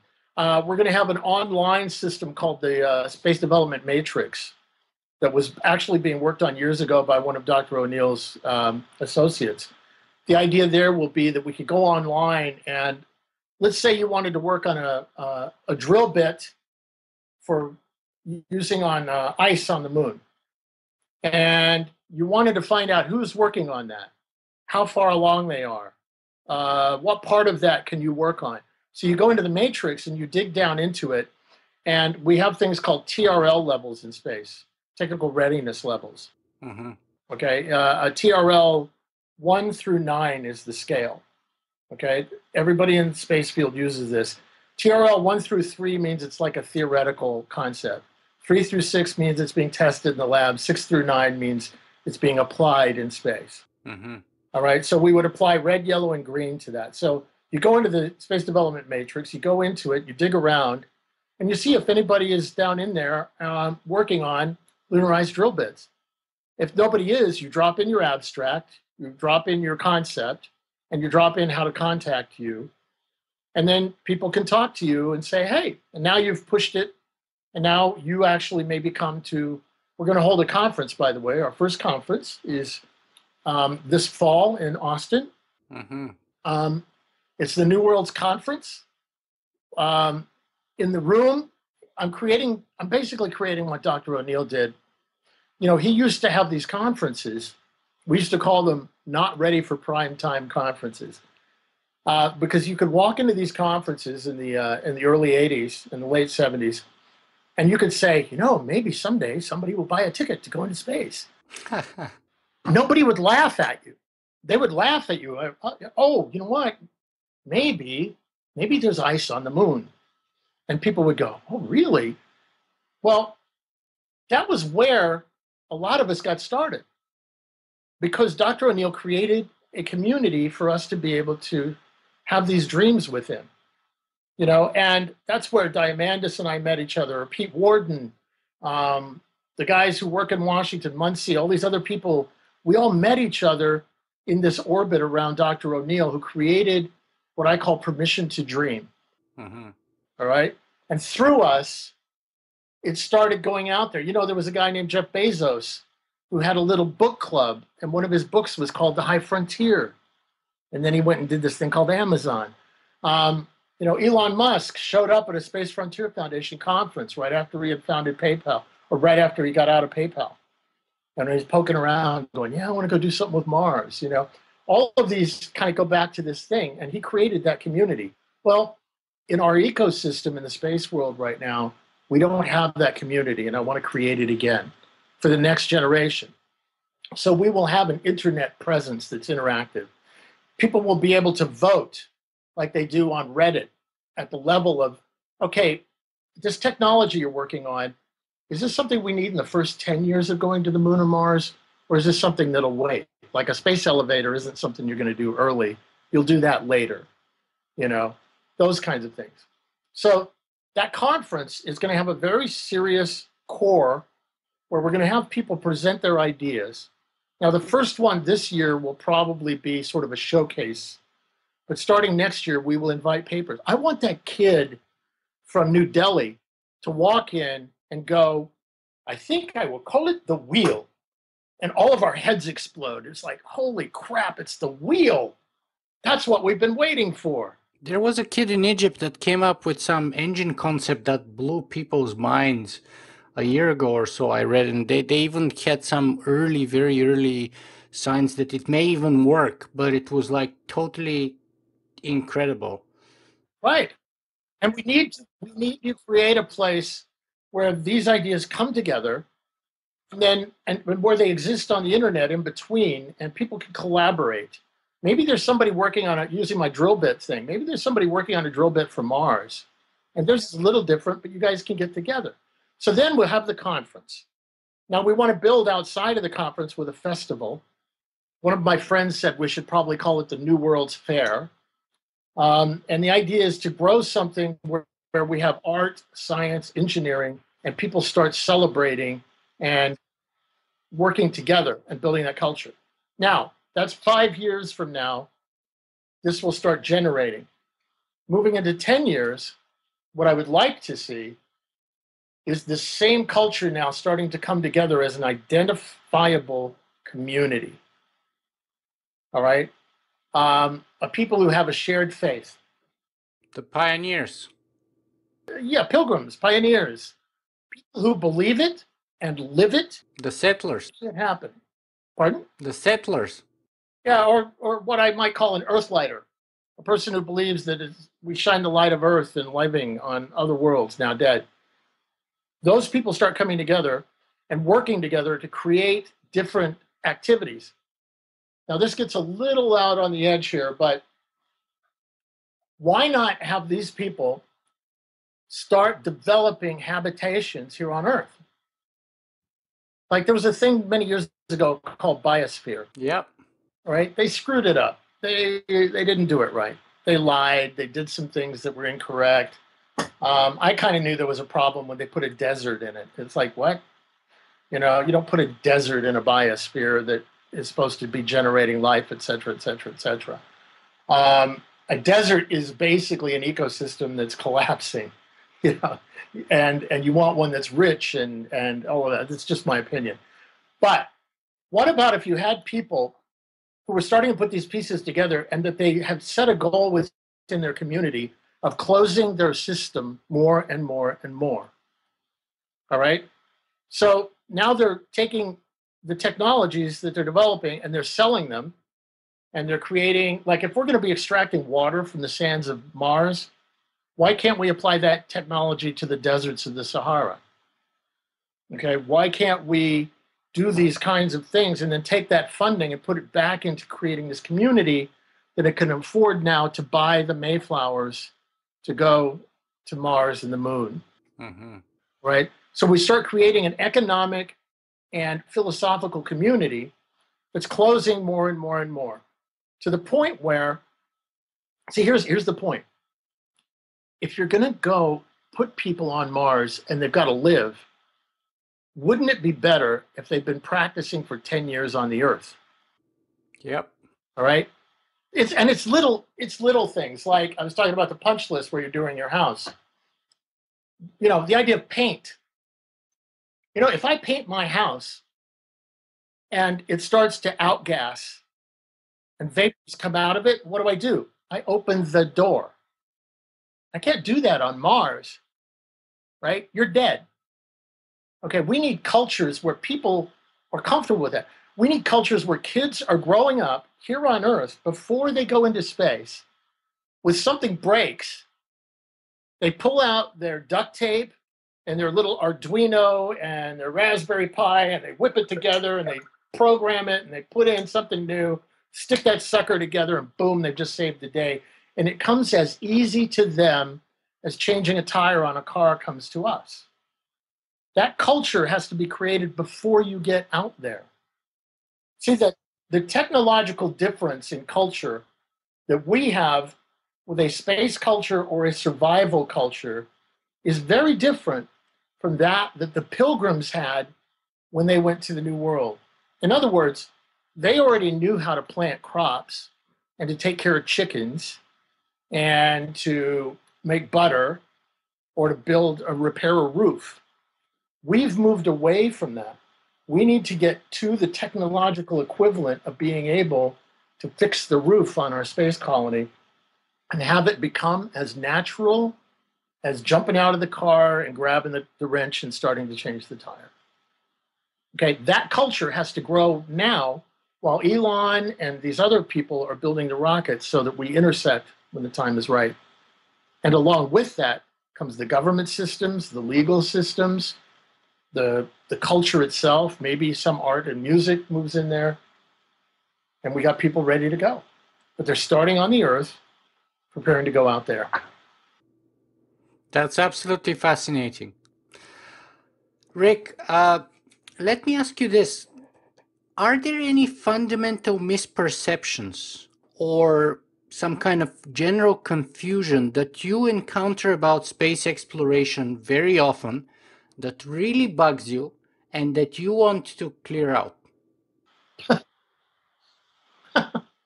Um, I think that people who think that this is rich boys and their toys. All right. Um, what they don't understand is what they're witnessing is the beginning of this gigantic revolution in human history, and that these are the people that just happen to have the money to do it and grew up inspired by that culture. You know, it's not an accident that Elon's vehicle is called the Falcon.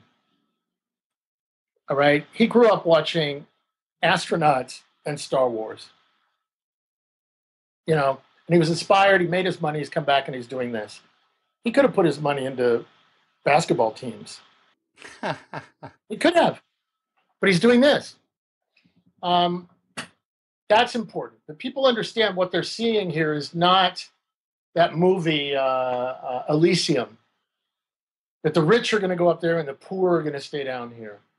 I want to make sure. In fact, one of the things, you know, at our conference this fall, for students and just regular folks, I'm going to get in trouble for this because we haven't locked this in. It's going to be like $15. Wow. That's all we charge, right? You don't have to pay $20,000 to come to Rick's Space University colloquium. You know, it's $15 a day to come. You know, unless you're a corporation, then we're going to charge you more because got to make up for it. But you know, we need to let regular people get involved, and we need to create access to people so they can interact. Now, what I need is those people that have the funding, the Peter Thiels, the Elons, the Bezoses, if I haven't insulted them all too much yet, to come and help us do that so that that kid from New Delhi has the chance to participate. That's important. The other perceptions that you have to be a government to do this. The other perception, the one we talked about earlier, we have so many problems down here on Earth. Why should we go into space? It's just ludicrous. It's like we have so many problems here in the cave. Why should we go down the valley? You know, it's ridiculous. That's why we go, to create new opportunities and new chances to do new things in new and different ways. What else? What other perceptions? You know, there is a perception that some people in the aerospace community have that I'm against aerospace community companies, that I hate the corporations and this and that and the other. Look, those are people doing what they do for their own reasons and to make a living. If they get on board the right way, come on in. The fact is, if we are able to turn this into something valuable and viable, they're going to make, you know, it's going to be Boeing that's going to be out there building the spaceships. You know, it's going to be those companies that are out there working just along with everybody else. So that's fine. What other perceptions? Let me throw in an audience question here, and we kind of touched on that, but you kind of said that we may be the only living creatures in the whole of the universe. Callum Chase, my previous interviewee, who is a science fiction writer, submitted a question asking, what is your favorite explanation for Fermi's paradox? That so far it's all darkness and silence everywhere we look at. There's no other living, intelligent, technologically advanced civilization that we can see or see any signs of. Yeah, this is the one that really screws with people's heads the most, I think, at times. Human beings are lonely. We're very, very lonely. One might argue, I'm not an atheist or an agnostic or anything like that. One might argue that we created gods so that we wouldn't be alone. And And when when gods didn't work, we created mythical elves and dwarves, and there's always something beyond the firelight. All right, and we create it so that we don't have that sense of aloneness. And it does come back to that core question of why. But so I think that it's not an accident that in the high-tech age of today, we've created ET. All right, ET is the modern version of an elf or a fairy. It's just a high technology elf or fairy or angel. I mean, think about it. He comes in with the glowing finger, and he comes in on a glowing ship, and he beams on a beam of light. I mean, it's very ethereal and angelic. We don't want to be alone. Therefore, we want desperately for there to be other civilizations out there. We want it. We crave it. We need it almost at a core level because we don't have that why answered. And it's a substitute for that. But what if we're not? What if we are alone? What if we don't exist in a universe full of life? And what are the reasons for that? Well, first of all, I think there's a good argument for there to be life out there. The whole billions and billions of stars, Carl Sagan thing, billions of stars. Mathematically speaking, people would say the odds are staggering that against the claim that we have to be alone. Chances are somewhere, some planet, some system has life. I mean, given it's not impossible, of course. Well, I'm not going to argue against life. It's spacefaring civilizations that we're not finding. Okay, advanced technological civilization. But there may be a billion worlds covered with algae out there. All right, there may be a billion worlds or 100 million or millions and millions of worlds that have dinosaurs or ape-like creatures. There may be millions of worlds that have civilizations that are operating in stasis, that have just sort of stabilized and never gone into space. There may be worlds out there where they reached for space and they fell back down. All right, the reasons I would look at would be, one, that they got out there and they collapsed. Self-destruction, nuclear war, environmental collapse. The U.S. Congress. I mean, it's pretty mundane, but look, we went to the moon and we stopped. Right? Why couldn't there be a civilization that did something similar and then pulled back down because there were so many people on the ground going, why are we putting all our money into going into space when we have problems down here? All right? So you're going to check that civilization. You're checking that one off the list. Maybe there are so many levels of potential cataclysm that it can occur. All right? On top of the odds, you have to have a planet that occurs in what they call the Goldilocks zone. Yeah. You have to have a planet that's orbiting a sun that has the right combination of metallic compounds that's being produced by the fusion within that sun and spraying those out into the solar system so they end up on those planets. You have to have an orbit that is around a planet that is stable enough. I don't know if a binary, and we believe a lot of solar systems are binaries. I don't know if you can get the stability in the orbital interaction as far as climates go without that, with that kind of variation of a binary star. You also, you have to have a moon, from what we see, we have to go with the experience of what we got. So you have to have a moon that's about the right size in the right place to do the right things. By the way, the moon takes a lot of the hits that the Earth, if you ever looked at the far side of the moon, it's taken a lot of the hits that could have taken out the Earth. So then you have to have the debris and bombardment issue that occurs in the right period of time at the exact right moment of the evolution of the solar system. All of that has to occur before you even get to the point of the building blocks of life. All of those things have to happen. Oh, and by the way, you can't have not a quasar, but you can't have a cosmic event that sends radiation out that sterilizes the solar system at any point during the growth curve of life. So that knocks out a huge chunk because that happens all the time out there. We're always spotting them. You can't have a nova that's too close by. There may be forms of radiation and other interactions that occur in space that just go through like waves and sterilize everything that they hit. We don't even know about that. You know, the ant that gets stepped on has no concept of a boot until the moment of impact. So there's all of that going on. All right. Now you're just getting to the point of being able to have life. Now that life, keep in mind, the original organisms on the Earth were in an environment that would be poison to current life. So they had to go through that cycle of transforming the planet. You had to have the liquid core that was interacting in the right way, et cetera, moving along. And most of your listeners already know all of this stuff. Now you're moving along, you're getting life. Now the life is starting to evolve. Well, then you had to have land so that the life would move on to the land, because if it lived under the water, then you're not really going to get to the point of things like fire.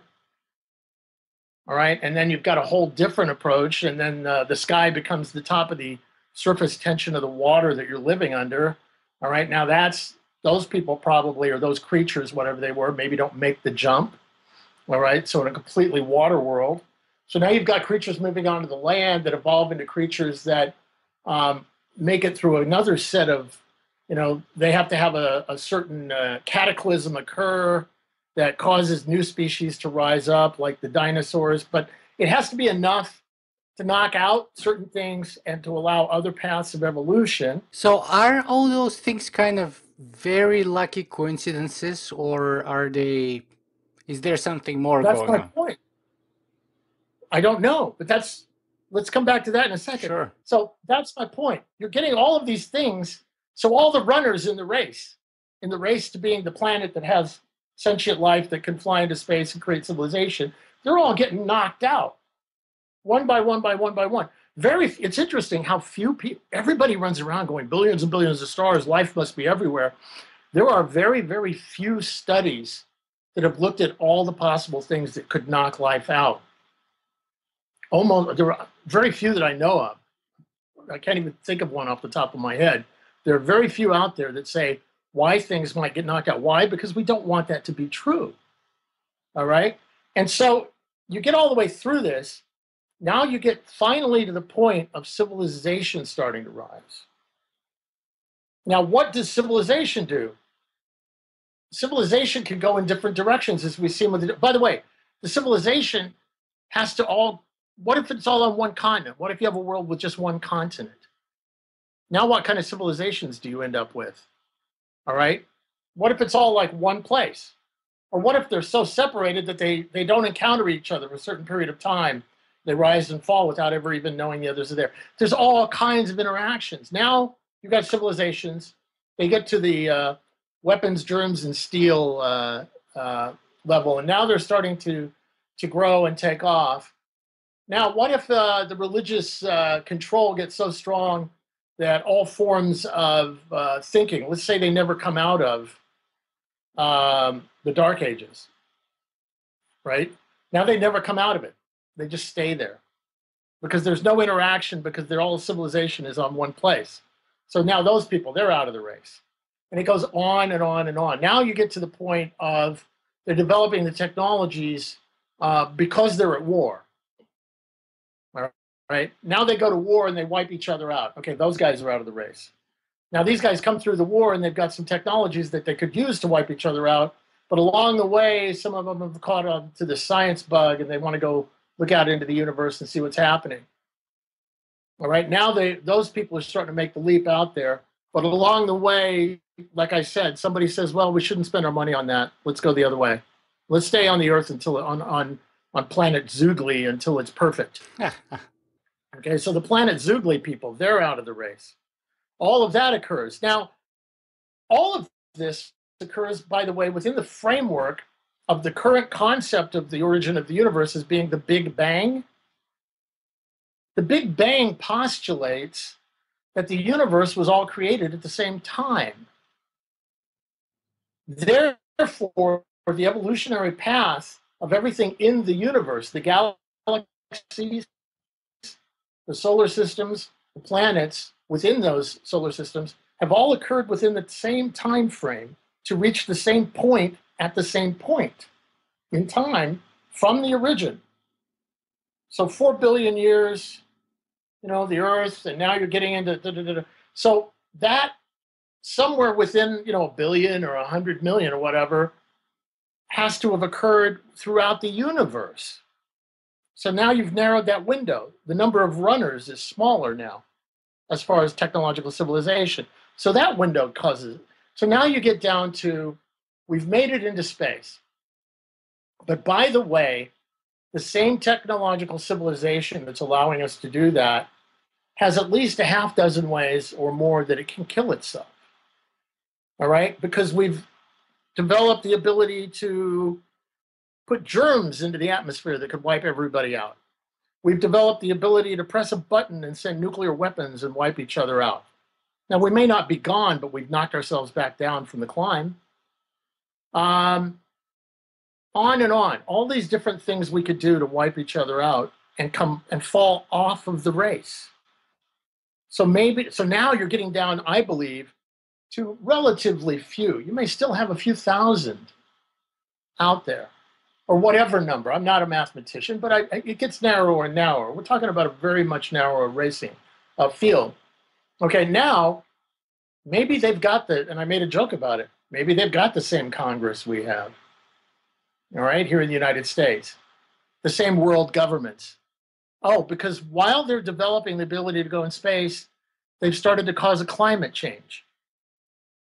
And they're not paying attention.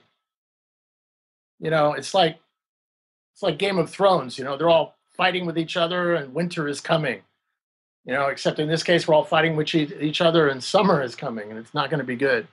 All right. So while they're on their way to opening space and creating a space civilization, their climate is changing and they don't happen to pull it off fast enough and they get wiped out and they go into a runaway greenhouse situation. And then they never make it. There's all of those possibilities as to why they may not be there. And I want them to be there. I would love for ET to be out there. I want to sell them cheeseburgers and have, go talk about our relative experiences and what music is. But maybe they're not. So what that tells me, and then there's the other one. Maybe they are, and just by coincidence, we're the first ones. Just by a chance. Maybe the first ones to get to that point.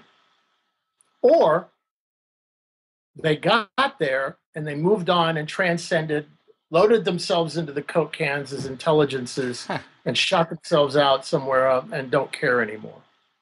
All right, so all of those possibilities can occur. When I look at all of those, I have to look at the cards I've got in my hand. And the cards I've got on my hand are this one planet and this one civilization and these amazing forms of life and beauty. I'm looking out at trees and a dog chasing a stick right now and somebody playing, things like that. That's what I have to care about. Now, maybe I'm creating a useful fiction. But the people who say that life is everywhere are equally as guilty as creating a useful fiction.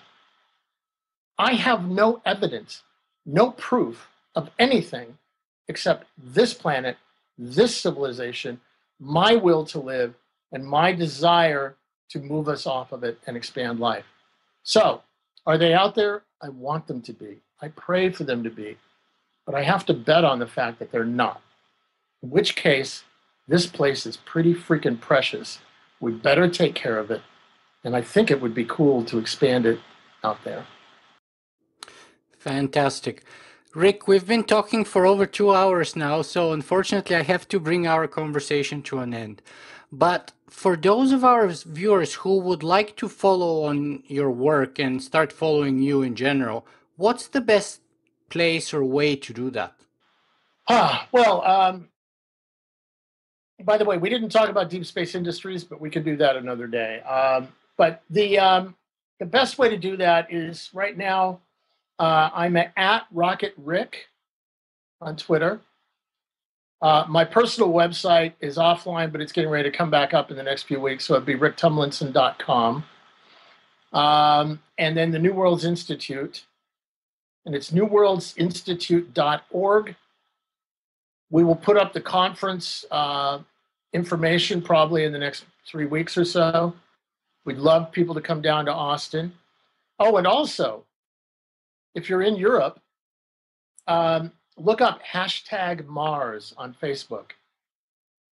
That is a local meetup that a guy named Daniel Gaspers and his team have started. I was there 2 weeks ago. In Amsterdam? In Amsterdam, Delft University.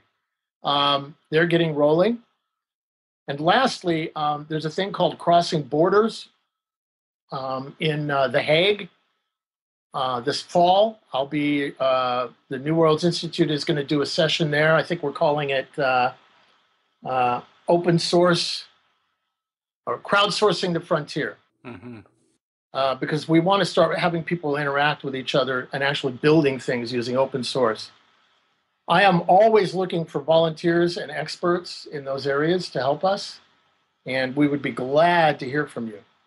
So, look, you've done a great interview. You've been very patient with me. I really appreciate it. No, Rick, the pleasure was entirely mine, but we have one last question to address, which may be perhaps the most important thing, and it's always the same question I ask at the end of my interview, and this is, we've covered a very huge spectrum of topics today in a very long interview. What's the best way to wrap it all up together and perhaps send our viewers, send our audience who stuck with us for those 2 hours with the most important thing in your view? What is the one message that you'd like them to take away from our conversation today? We are here to go there. Now do something about it. Fantastic. Rick Tumlinson, thank you very much for being with us today. Thank you.